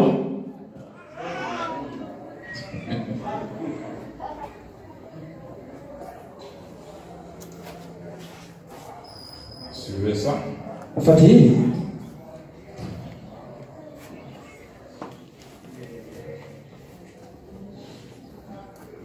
Voilà. Je suis là. Écoutez-moi. 295. Dieu se cache et se révèle dans la Sainte aussi. Mungu anajificha ile mfano mwepesi. Il dit Dieu Mstari se cache dans une petite blanchisseuse Mungu eko anajificha kwa ile kabiti kidogo wa kufua manguo ou dans un homme ordinaire wala mtu wa kule hivi. qui part avec son repas du midi Ule- sur le bras Ule eko naenda na chakula yake ya asubuhi ya midipa mikono yake. et qui embrasse son épouse Na et iko ses enfants Eko na- avant de partir. eko nakumbatia bibi yake na watoto yake mbele ya kwenda. Et peut-être qu'il va se cacher dans cet homme pour accomplir quelque chose dont l'archevêque ne saura rien du tout. Saa zingine atajificha ndani ya yule mtu ule askofu asitajua hata kitu. Vous voyez? Unaona? Vous ne l'entendez pas sonner de la trompette et diffuser cela. Hauna mshike unapiga baragumu na kulalamika kwa radio. Et le Dieu en reçoit la gloire, voilà tout. Mungu eko anapokea sifa ndio Les yote. simples l'entendent et se réjouissent. Banyenyekevu eko anamshikia eko anafurahi. Le septième jour, Muhuri wa saba c'est Dieu ni Mungu qui se cache. ule eko anajificha. Alléluia. Même dans une blanchisseuse. Hata kwa huo mwanamke akufua Même manguo. dans un homme ordinaire. Hata ndani ya mtu wa kule Il kule. amène le repas. Yeye analeta chakula, Enfant. anakupatia bibi na watoto yake. Et c'était ça le but de Dieu. Dieu ilikuwa shabaha Après d'avoir créé Adam, wakati aliumba Adamu c'était qu'il reste dans Adam pour toujours. ilikuwa abakia Adamu juu ya Et ndoto. Adam se reproduit. Adamu basilishi Le péché a interrompu. na dhambi ikata yeye. Maintenant écoutez votre prophète. Sasa mshikie na Biblia.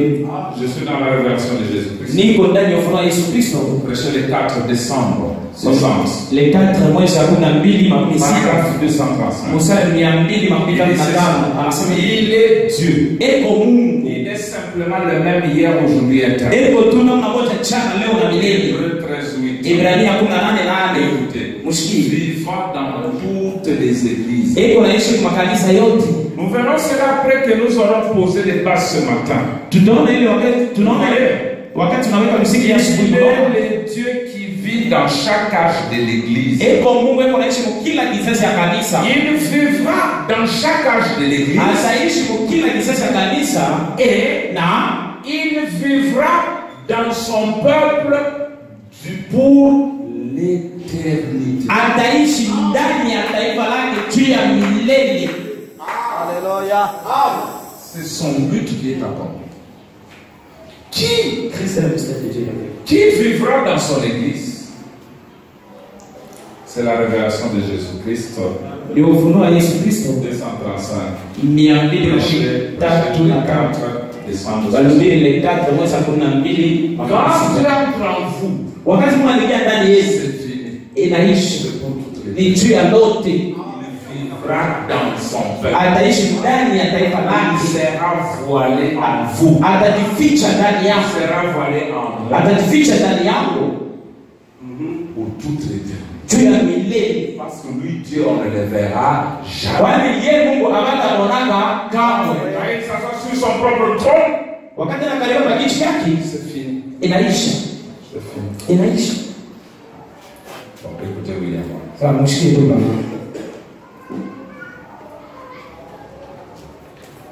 Qui est Jésus? Yesu ni nani? L'ouverture de source, c'est quoi? Uvumbulivu wenyewe ya kweli ni nini? Est-ce que vous connaissez ça? Eti mnaijua L'ouverture de source, uvumbulivu wa mwili c'est quoi?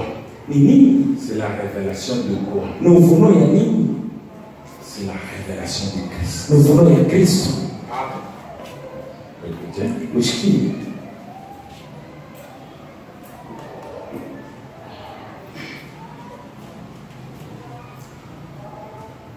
Je crois que vous allez aimer.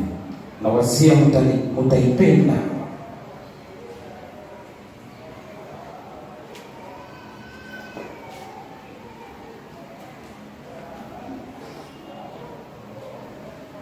Je suis dans comment vous appelez? Iko ndani ya Se lever du soleil. kulamka kwa jua.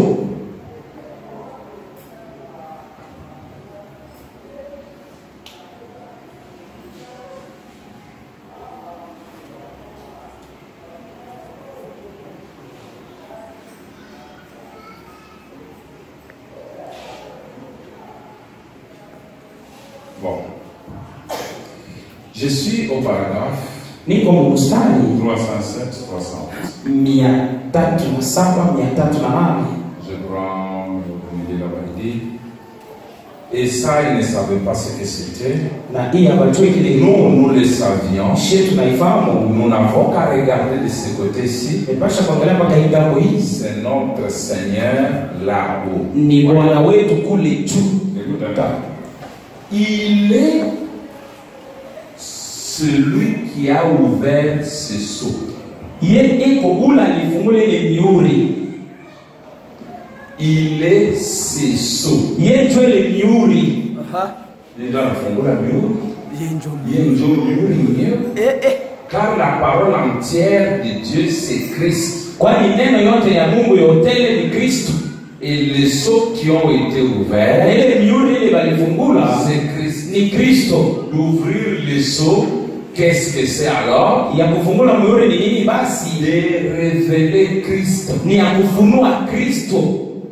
Et les 7 anges même qui représentaient les 7 églises au complet. Na malaika saba yenyewe ile iko naonesha kanisa saba mahoteli hayo. Et nous ne pouvions même pas le voir. Na hatuweza hata kuiona. Hatuweza hata kuiona. Et Na c'est eux qui ont pris la photo. ni bonjo walibaba picha na mimi. Et le voilà. Il se tient là. Anashika pale. Le juge suprême. Amzi wa juu Montrant qu'il est l'alpha et l'oméga. kuonesha iko alfa na omega. Les 7 anges Malaika saba forment les 7 églises au complet. banatunga makanisa saba mkwenyeana. Le sceau, Miuri c'est Christ. ni Kristo. C'est lui qui a ouvert le sceau. Ule alifungula miuri. C'est lui qui est ce sceau. Ni yeye ndio ile miuri. Mais écoutez ce que votre prophète Sasa mshike ile nabii wetu usiku. il dit. Anasema Dans le deuxième sourate, vous avez lu ça au Ramtabera. mu miuri ya pili somo la Deuxième sourate, écoutez bien. Muuri ya Donc, voyez-vous, c'est Satan qui ressuscite. muone ni shetani chako na lamusha. Remarquez comme il est astucieux ce personnage dont nous parlons ici. Muone namna kani iko na kumchanja huko Et utakuta nous sommes unasema. en train de dévoiler ici et nous le mettons en lieu par les Écritures. Natoka ufunua hapa tunaweka wazi kupitia maandiko. Et nous vous faisons voir qui il est. Natoka unaonyesha nani iko. Ce qui est censé se passer. Kile kinapaswa ifanyika. Et rappelez-vous, Na il kukumukeni. n'a pas essayé de se faire communiste. Ashukifanya kwa sawa ya watu wote. Satan n'a pas fait ça. Shetani ashukifanya ile. C'est un antichrist. Yeye kupinga Kristo. Tellement proche que Jésus a dit, Eko karibu na Yesu alisema ça séduira même les élus. itatongoza hata wateule. Et eux, Na bon les élus, wateule ce sont ceux qui sont cachés dans le sceau. ni bon ndio walijificha ndani ya muhuri. Vous étiez cachés dans le Wao sceau. walijificha ndani ya muhuri. Dont les noms Wale majina sont dans le livre eko ndani ya kitabu depuis la fondation du monde. Taomba kumbe dunia. Je vous avais dit c'est quel nom? Nimeambia ni majina gani? Ce n'est pas des Mukendi. Mke. Hapana. Les noms mystères. Majina ya siri. Vous étiez dans le sceau. Mulikuwa ndani ya miuri. Il fallait que le sceau soit ouvert Ili bafungule miuri. pour que vous soyez connus. Kwani wewe ujifahamishe. Parce que la nature Kwani maumbile gémissait inateswa et soupirait na wanateswa en attendant kungojea la révélation ufunuo des fils de Dieu. ya watoto wa Mungu. Or, vous étiez cachés là. Jambo mlijificha ndani ya muuri. Il fallait que le sceau soit ouvert. Ili bafungule miuri. Quand il n'y avait personne pour rompre le sceau, Toka kama wakati alikuwa mtu ja kuvunja miuri. Jean qui représentait l'église Yohana alianza kuonesha kanisa a pleuré. alilia. Il fallait qu'on ouvre le sceau. ilibidi wafungule mihuri. Et quand on a ouvert le sceau, Wakati walifungula mihuri, Jean Yohani n'a pas dit asikuseme oh, voilà Kabambi. ona kabambi. Non. Hapana, Jean dit Yohani alisema voilà Jean. aona Yohani. Jean a vu Jean. Yohani aliona Yohani. Kape verra Kape. Kape ataona Kape. Kabambi verra Kape. Kabambe ataona Parce que Kabambe. nous sommes tous là. Kwani sisi wote tuko pale. Moi, je veux me voir. Nitajiona. Je veux me voir. Nitajiona. Je veux. Tajiona. Je veux. Napenda kujiona. Oui. Et toi, tu voudras tout. Na wewe utapenda. Parce que tu es dans le livre. Kwani uko ndani ya kitabu. Scellé. Wanaweka Et mihuri. ton nom est là. Na jina lako Mungu. Que vous dites, Branham? Écoutez. Branham anakuambia nini? Christ le ministère de Dieu révélé. Kristo ni siri ya Mungu. 524. 514. Anasema sasa Vous voyez le sceau munaona mihuri alors qu'il est en train d'accomplir son œuvre de médiation, basi anatimiza kazi yake ya kutusemelea d'accomplir le rachat. ya kutimiza ukombozi. Mais un jour, Lakini siku moja il s'avance yeye anakaribia pour prendre ce livre qu'il a racheté. juu ya kuchukua ile kitabu alikomboa. D'accord? Ndiyo Écoutez maintenant. msikie Nous sasa, avons vu que dans ce livre, il y a des noms. niambia kwa ile kitabu kwa chini sasa, Et tous ceux qui sont dans ce livre, na bote wale weko mule mwele kitabu en fait, c'est lui. weko anafanya ni yeye. Bale beko mkitabu, beko yeye. Amen. C'est la forme plurielle singulière. Ni mfano ya mwingi kumoja. Ceux au pluriel Bale mwingi qui sont dans ce livre bale mwele kitabu sont lui. beko yeye, C'est lui. ni yeye.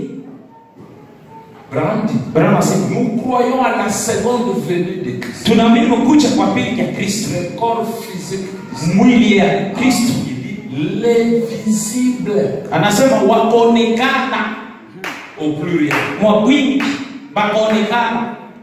Attendez que le prédicateur voit ici. Chunga wahubiri waone hivi.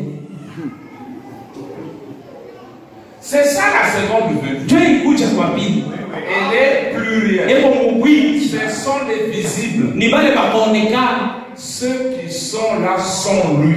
bale beko pale beko yeye. Ça, c'est lui. Hii ni yeye. Alléluia. Écoutez, Mshikie.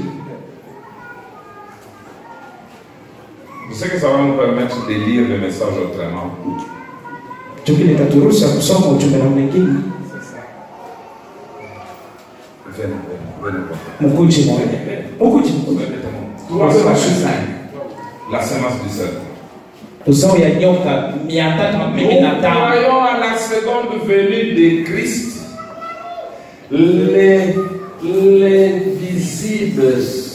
Tunaamini kuja kwa pili ya Kristo, bale wakaonekana.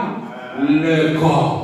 Le Mwili, corps physique. mwili ya Qui kuonekana. revient en gloire. Ile wanakuja kutukufu. Les visibles Wakaonekana. qui forment le corps Wale wanatunga mwili moja du Seigneur. ya Bwana. C'est ça? Ndio vile Je n'ai pas ajouté. shikaongeza. Merci. Asante. Ceux qui sont dans les livres sont lui.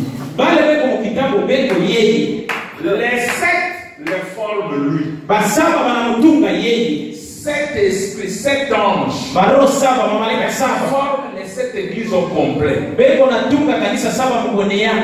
Nous les formons lui. Sheto wanamtunga yeye. C'était son dessein.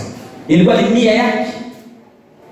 Si tu comprends la seconde venue comme ça, Kama unaelewa kucha kwa pili hivi, tu vas t'élever. utapanda. Tu vas comprendre son propre trône c'est quoi. Utaanza kuelewa kichi yake ni nini. Toutes les autres églises vont commencer à te regarder. Mais c'est typique au machine. Makanisa yote wataanza kwa huu ni mashimo, ni mambo gani? Angalia vile kichwa ya Branham. Ndio ndio tete ni Branham. Ile kutoshea mambo ya Yana kitoshe vitu ni nini? Bon, je lis maintenant Branham. Nous commençons la petite chose et puis Nasoma sasa Branham, tunaanza kitu kidogo basi. j'ai terminé. Basi namaliza. Femme, lui répond Jésus. Le jour vient où les vrais adorateurs adoreront Christ. Dieu en esprit et en vérité. Yesu anajibu mwanamke, siku iko nakuja ile wale wa kuabudu kweli, wataabudu Mungu mu ukweli na mu roho. Ouais, en esprit. Mais Mungu gani ule? Quel est Dieu? Celui à qui on a remis le royaume. Ule Mungu balirudishia L'esprit. roho. Nous n'adorons pas des hommes. Si atuabudu bantu, C'est une fausse adoration. yoni kuabudu maongo. On adore Dieu dans des hommes et Toka dans na l'homme. Mais Mungu on ndani ya n'adore bantu, pas l'homme. lakini atuabudu bantu. Si tu adores l'homme, c'est ton affaire. Kama unaabudu mtu ni mambo yako. Mambo yako. Mais l'église, Lakini kanisa représentée par Jean, beko naonesha kupitia Yohana. représentée par Jean, Wanatutambulisha kwa kupitia Yohana. oui, Jean a représenté l'église. Yohana anatutambulisha kanisa. Son désir a été toujours d'adorer les hommes. Nia yake ilikuwa kwa kuabudu bantu. Vraiment dit que toute l'Apocalypse était révélée à Jean par un prophète. Ndipo anasema kanisa mzima ufunuo mzima walifunua kwa Yohana kupitia nabii. Tellement c'était glorieux, glorieux. Jambo ilikuwa ya damani ya damani. Arrivé à la fin, Kufika kwa mwisho, Jean se prosterne Yohana anapiga magoti pour l'adorer. cha kumwabudu. Alléluia. Et Malaika anasema non, Jean. hapana Yohana, Mais tu ne comprends pas les mystères. auelewe siri, Adore Dieu, abudu Mungu, pas moi. ana mimi. Moi, je suis l'un des compagnons de service. Mie niko mmoja wa rafiki yangu ya kazi. Alléluia. Adore Dieu, Abudu Mungu, l'Esprit. roho. Appelez Jésus sur la scène Ita Yesu makileta. du 4 août 63. Je commence au Le verset 4 130. mwezi wa 8:63 na Comment fait Christ en croyant sa parole? namna gani tuko nalamusha Kristo kuamini neno lake. La foi l'amène sur la scène. Imani kumuleta C'est pakibeta. Dieu qui l'amène sur la scène. Tokile tunamleta pakibeta. La foi, alors, invoquez-le pour qu'il confirme sa parole. Imani basi tumuite tu hakikishe neno lake. Et ne doutez pas par peur. Na usibishe kushaomba. Ne faites pas cela. Usifanye hivi. Croyez-le simplement comme c'est écrit. Muamini tu vile waliandika Et que cela s'accomplisse. na ile tibisiki. Et Dieu vous confirmera que Jésus-Christ est le même hier, aujourd'hui. Na Yesu atakahakikisha Yesu Kristo tunaona moja chana leo na milele. Nous adorons un Dieu invisible.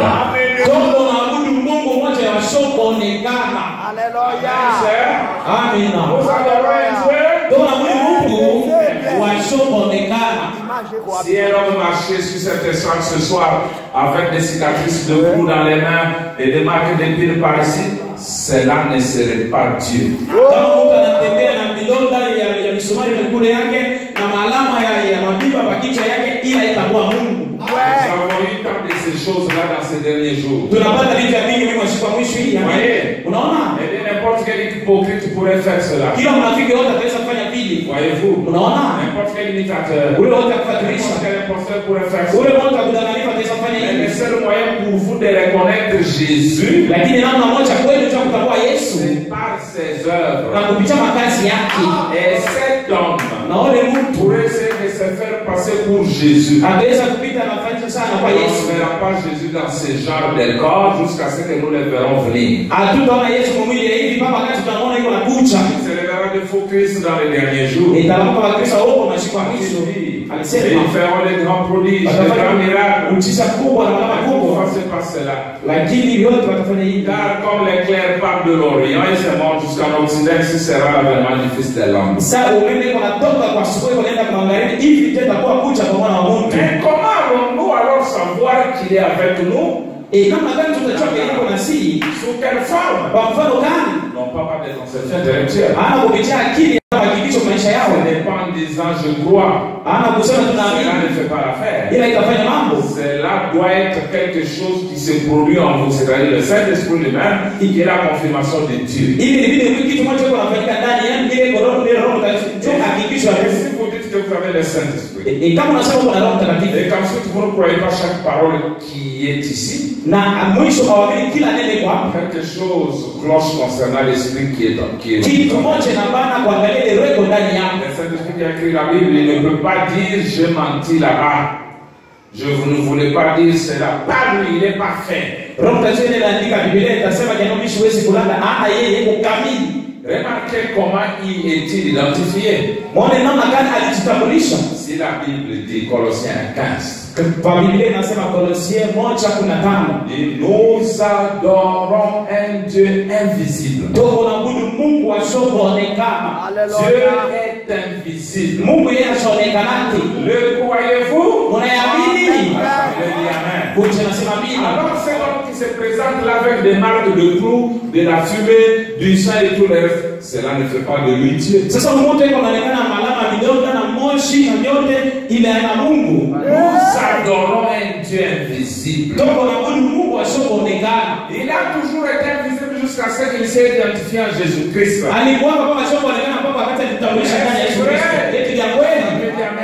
Kama tunji tunasema amina. Maintenant, Sasa le Dieu invisible s'identifie en vous. Mungu asioonekana yeye anajitambulisha ndani yenu. Voyez, Unaona? vous êtes son temple. Mungu ikalo yake. Votre corps Mwili yako. est le temple du Saint-Esprit. Kwa kichi ya Roho Mtakatifu. C'est ce que déclarent les Écritures. Ndio kile maandiko yanasema. La colonne de feu que Moïse avait vue Gusa la moto Musa aliona n'était pas le Dieu invisible. alishukue Mungu asioonekana. Cette colonne de feu était la gloire de la Shekinah. Il indiquait que le Dieu invisible était tout près. Ile nguzo la moto ilikuwa utukufu ya Shekinah, yeye anaonyesha kwa Mungu asioonekana yuko karibu. La colonne de feu n'est pas le Dieu invisible. Nguzo la moto hana nguzo, hana Mungu Dans asioonekana. la colonne de feu était sorti un homme, vous savez. Lakini nguzo la moto Mais lui n'est pas le Dieu invisible. hata yeye hana Mungu asioonekana. Ce sont des voiles. Ni mapanzia. Alléluia. Mais qui nous adore? Ni Merci. nani toko na Mungu? C'est celui-là qui est invisible. Ni yule yeye asioonekana. Il dit, lorsque Jean baptise à Jésus, Paragraphe. j'avais commencé 135 pour nous descendre sur ça. Ilianza saa 35 kwa kushuka. Lorsque Jean baptise à Jésus, le Fils de Dieu, Wakati wale wanabatiza le Dieu invisible descendit sous la forme d'une lumière, sous la forme d'une colombe descendant dans les airs. Le Dieu invisible identifié dans la gloire de la Shekinah. wakati wale wanabatiza Yesu, Mungu asioonekana alishuka katika utukufu wa Shekinah. Les mêmes dieux invisibles s'est identifié dans la colonne de feu, la gloire de la Shekinah, Mungu lors de la dédicace du temple au temps de Salomon. Mungu moja moja wasioonekana alijitambulisha munguzo la moto mwele utukufu wa Shekinah wakati Et ukaribia hekalu. la colonne de feu alla se placer derrière les rideaux, au-dessus du Saint des Saints. Nguzo la moto inaenda kusimama kumtonga panzia juu ya matakatifu wa matakatifu. La gloire de la Shekinah était identifiée. Utukufu wa Shekinah alitambulisha. Eh bien, Zuri. lorsque Paul était en route vers Damas, Wakati Paulo alikuwa mcheka kwenda Damasco, l'invisible Jésus-Christ wasioonekana Yesu Kristo s'est identifié devant Paul sous la forme de la gloire de la Shekinah et la lumière qui aveuglera ses pécheurs. Amen. wasioonekana Yesu Kristo alijitambulisha mbele ya Paulo kwa mfano utukufu wa Shekinah ile nguzo la La moto. même gloire de la Shekinah Utukufu moja moja Shekinah est ici ce soir. kwa hapa magharibi La même hier, namna moja chana aujourd'hui, leo éternellement, na milele, représentant un Dieu invisible, kutambulisha Mungu asioonekana, confirmant ses paroles par les mêmes signes qu'il avait promis d'accomplir. kihakikisha neno lake kupitia maalama moja moja alilaka Il a katika été kanisa. appelé sur la scène. Alimuita mkibeta. Donc vous voyez, Basi mnaona la colonne de feu, nguzo la moto et que ce soit les hommes, ikwe bantu que ce soit tout ça, ikwe vyote vile ce n'est pas le Dieu invisible. ana Mungu asioonekana. Le Dieu invisible Mungu asioonekana s'identifie anajitambulisha sous des formes visibles. kwa mifano ya kuonekana. Bon, maintenant avant de terminer, Sasa mbele ya kumaliza, retournons à Jésus. turudie kwa Yesu. Jésus ici, Yesu un homme. mtu, Mais au-dedans de lui, lakini ndani yake il y a le Dieu invisible. yuko Mungu asioonekana. Vous comprenez? Unaelewa? Maintenant, les gens là qui adoraient, ils adoraient quoi? Sasa wale watu wanaanza kuabudu Parce nini? que Dieu était à la recherche des vrais adorateurs. Kwani Mungu alikuwa kutafuta wale wa kuabudu wa kweli. Allons-y dans Jean là. Twende Yohani pale. Jean 4. Yohani 4. Les vrais adorateurs. Wale wa kuabudu wa kweli. Ce ne sont pas les adorateurs de la chair. Ana wa kuabudu wa mwili. Celui qui adore la chair est idolâtre. Ule kuabudu mwili yeye kuabudu sanamu. Écoutez. Ouais. Ndio. Il dit ceci. Anasema hivi.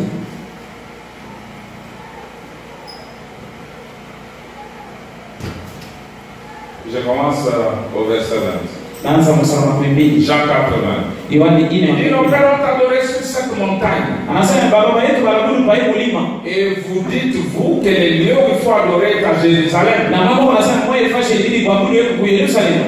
Femme, lui dit Jésus, Mwanamke Yesu amwambia, crois-moi, uniamini mimi. l'heure vient Wakati kunakuja où ce ne sera ni sur cette montagne, ni à Jérusalem, que vous adorerez le Père. ile itakuwa ana hapa kwa hii mlima wala ku Yerusalemu, ile mtaabudu Baba. Vous adorez ce que vous ne connaissez pas. Mungu anakudu kila mfahamu. Nous adorons ce que nous connaissons. Sio anakudu kile tunajua. Car le salut vient de Juifs. Kwani wokovu unatoka kwa Wayuda. Mais l'heure vient, Lakini wakati elle est anakuja déjà venue, naisha kuja. où les vrais adorateurs Ile kwa kuabudu wa kweli, adoreront le Père wataabudu Baba, en esprit en vérité. mukiro na kweli. Car ce sont là les adorateurs que le Père demande. Kwani kwanza kwa kuabudu Baba yeko naomba.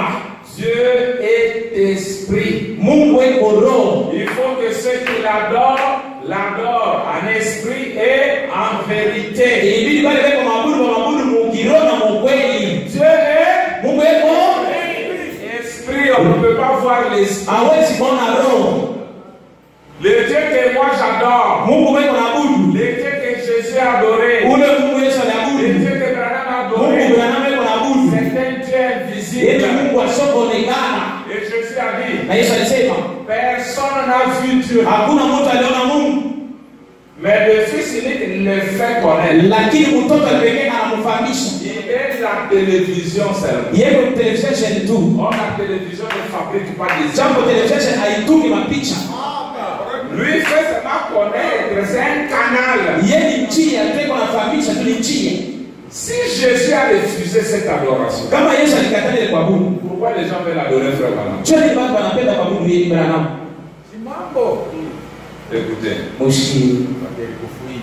les dons de Dieu trouvent toujours leur place. Zawadi mazawadi ya Mungu unakuta kwa fashi yake. Paragraphe 93. Mstari wa 93. Maintenant, remarquez. Sasa maoni Et après, les mages ont donc identifié ce qu'il était. na basi kisha majusi walitambulisha kila Et alikuwa. nous voyons par les Écritures que c'est exactement ce qu'il en était. Na tuliona kwa kama kile kilikuwa sawa sawa kile ilikuwa. La divinité en service pour mourir. Mungu mkazi tu akufa. Pourquoi?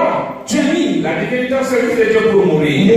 Mungu mkazi tu akufa. Jésus Yesu était la divinité en service pour mourir. alikuwa Mungu mkazi tu akufa Afin de racheter le monde. tu kukomboa ulimwengu. Mais qu'est-ce que le monde a fait vis-à-vis de cela? Lakini ulimwengu walifanya nini mbele ya Ils hili? ont refusé cela. Walikataa Ils hivi. ont rejeté cela. Walikataa. Pourquoi? Tu nini? Certains d'entre eux, Pamoja katikati la yao, plupart d'entre eux, bamini katikati yao. voici pourquoi ils ont fait cela. Ona tu nini walifanya hili? C'est parce qu'il est effectivement mort. Kwani kweli kweli tu alikufa. Ils ont dit Walisema il ne pouvait pas être la divinité et mourir. alisiweza kuwa tena na Mungu na kufe tena. Branham dit, Brahma l'homme, mtu le corps mwili n'était pas la divinité, haikukue Mungu, mais la divinité était dans le corps. lakini Mungu ilikuwa ndani ya mwili. Dites Amen. Sema amina. Tu ne peux pas faire du corps de Jésus la divinité. Hawezi kufanya mwili ya Yesu Mungu. Tu ne peux pas faire du corps de Branham la divinité. Hawezi kufanya mwili ya Branham Tu Mungu. ne peux pas faire de mon corps ou de son corps la Hawezi divinité. kufanya mwili wala mwili yake Mungu. Mais la divinité, le Dieu esprit invisible. Lakini Mungu roho wa shoko na ndiye aliingia ndani ya Il mwili. continue. Anaendelea. Et ce corps devait mourir. Anasema ile mwili ibidi kufe. Le Christ même qui est en vous Kristo ndiye yuko ndani yenu. est l'unique chose qui peut vous ressusciter. Iko kitu kimoja kitaweza kunifufula. C'est la divinité. Ni Mungu Dieu en vous. Mungu ndani yenu. Maintenant, qui tu adores? Sasa wako naabudu nani? Écoutez ça. Mshike hii. Où est partie ta force, Samson? Samson, nguvu yako inaenda wapi? Prêchez le 2 juillet 59. Le 2 juillet 1959. Paragraphe 28. Kwa sababu mimi na nani? Vraiment, à la fin, là, il dit ceci. Kumwisho pale anasema hivi. Il dit, Anasema ce dont nous avons besoin, ile kama lazima c'est une église bien lavée. ni kanisa na safisha mzuri. Une église très propre. Kanisa 100%. safi pamia pamia. Dieu. Juu ya Mungu. Absolument sans honte ni réserve. Kweli kweli bila haya kuweza kujichungia Peu kidogo. importe ce que le monde dit. Haizuru kile ulimwengu Nous anasema. avons Dieu. Tuko na Mungu Et c'est lui qui nous intéresse. na yeye ndio binatoona. Il est dans nos cœurs. Eko ndani ya moyo yetu. Et nous l'adorons. Na shehe tuko na En mwabudu. esprit et en vérité. Moro na mkweli. C'est ce que Dieu veut dans son église. Ndio kile Mungu anapenda ndani ya kanisa lake.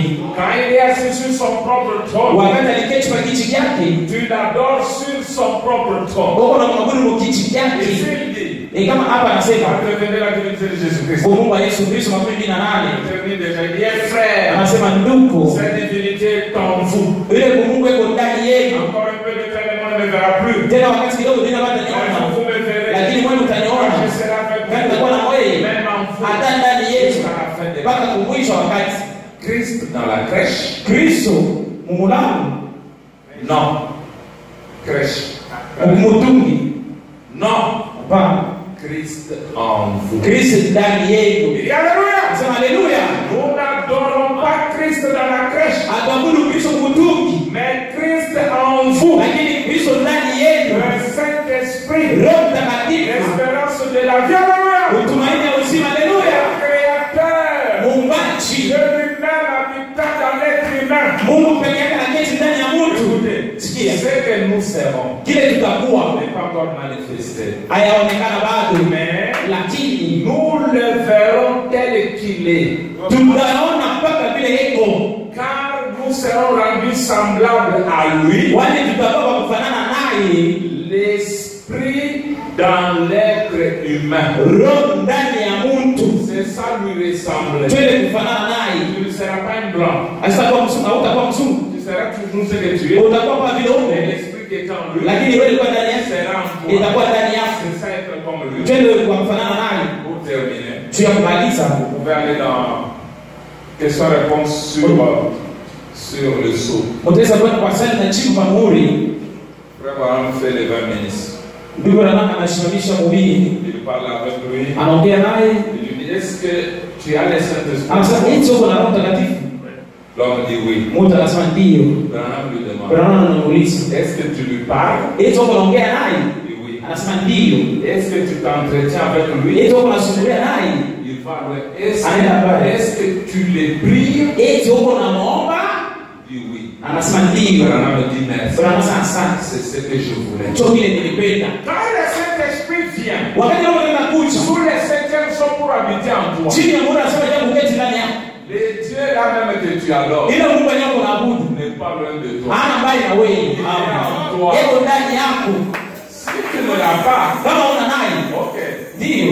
Il te répondra au travers de ton pasteur. Atakujibu sasa zingine kupitia pastor wako. Son but Sababu yake était qu'il soit le tout en tout. ilikuwa kwa vyote mubyote. Qu'il soit le tout Hapo wote mubyote. pour qu'il soit adoré là où il est. Choka mwabudu fashi eko. C'est pourquoi frère Branham dit, Choka maana kuna anasema j'ai construit aujourd'hui les tabernacles niko na chenga leo mahekalu. dans la statue de nos parents. Mkia mtu kamilifu. Il dit, je suis en train de construire une maison Anasema niko na chenga chumba où Dieu va être habité. ile Mungu Où ataketi. Dieu va habiter. Ile Mungu ataketi. Là où il va être adoré Njoo pale watamwabudu dans la statue mkiu de l'homme parfait. ya mtu kamilifu. Alors si vous comprenez ce mystère, Kama unaelewa masiri, on n'a pas beaucoup de temps pour le faire. hauna wakati wa mingi cha Mais kufanya. ce que je dis peut déjà vous aider. Kile naweza Quand kuweza vous comprenez kusaidia. ce mystère, Wakati wewe unaelewa vous masiri, devez changer la manière d'adorer. ilibidi kubadilisha namna ya kuabudu. Vous adorez un Dieu invisible Mbona abudu Mungu asiokuonekana?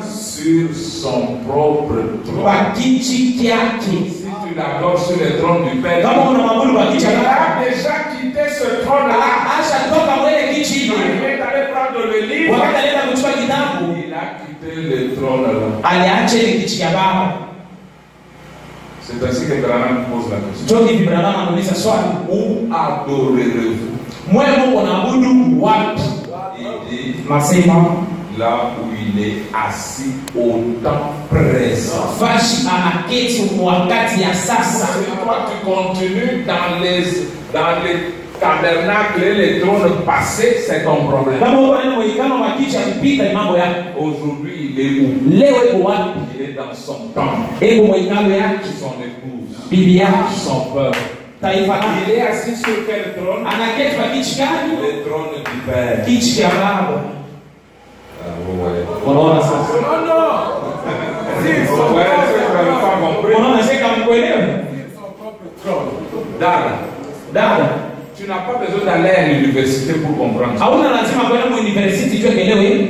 Tu dois seulement savoir que Léo, Utachia tu uzo. Dieu n'est plus sur le trône du Père. Mungu ana tena mkichi ya baba. Il n'est plus fils de Dieu. Ana tena mtoto wa Mungu. Il n'est plus fils d'Allah. Ana tena mtoto wa Mungu. Il est fils Anakuwa mtoto ya Daudi. Sur quel trône? Makichi gani? Son propre trône. Mkichi yake. Il est quel animal? Eko nyama gani? Lion. Simba. Il a quel attribut? Eko na kazi gani? Roi. Mfalme. C'est tout. Inaisha. C'est simple. Ni wepesi. Tu as des tableaux de l'adoration. Uko na kibao ya kuabudu. Si tu te perds, c'est ton problème. Kama unapotea ni mambo yako. Mais moi, j'ai donné le peu que je pouvais donner. Mimi nilileta kidogo na pesa. Que le Seigneur vous bénisse. Bwana akubariki.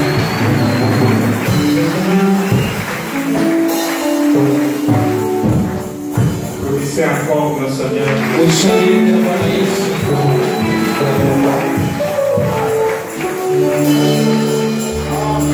Là, vraiment, c'est dur, mais c'est bien. Pale ni nguvu lakini ni ya mzuri.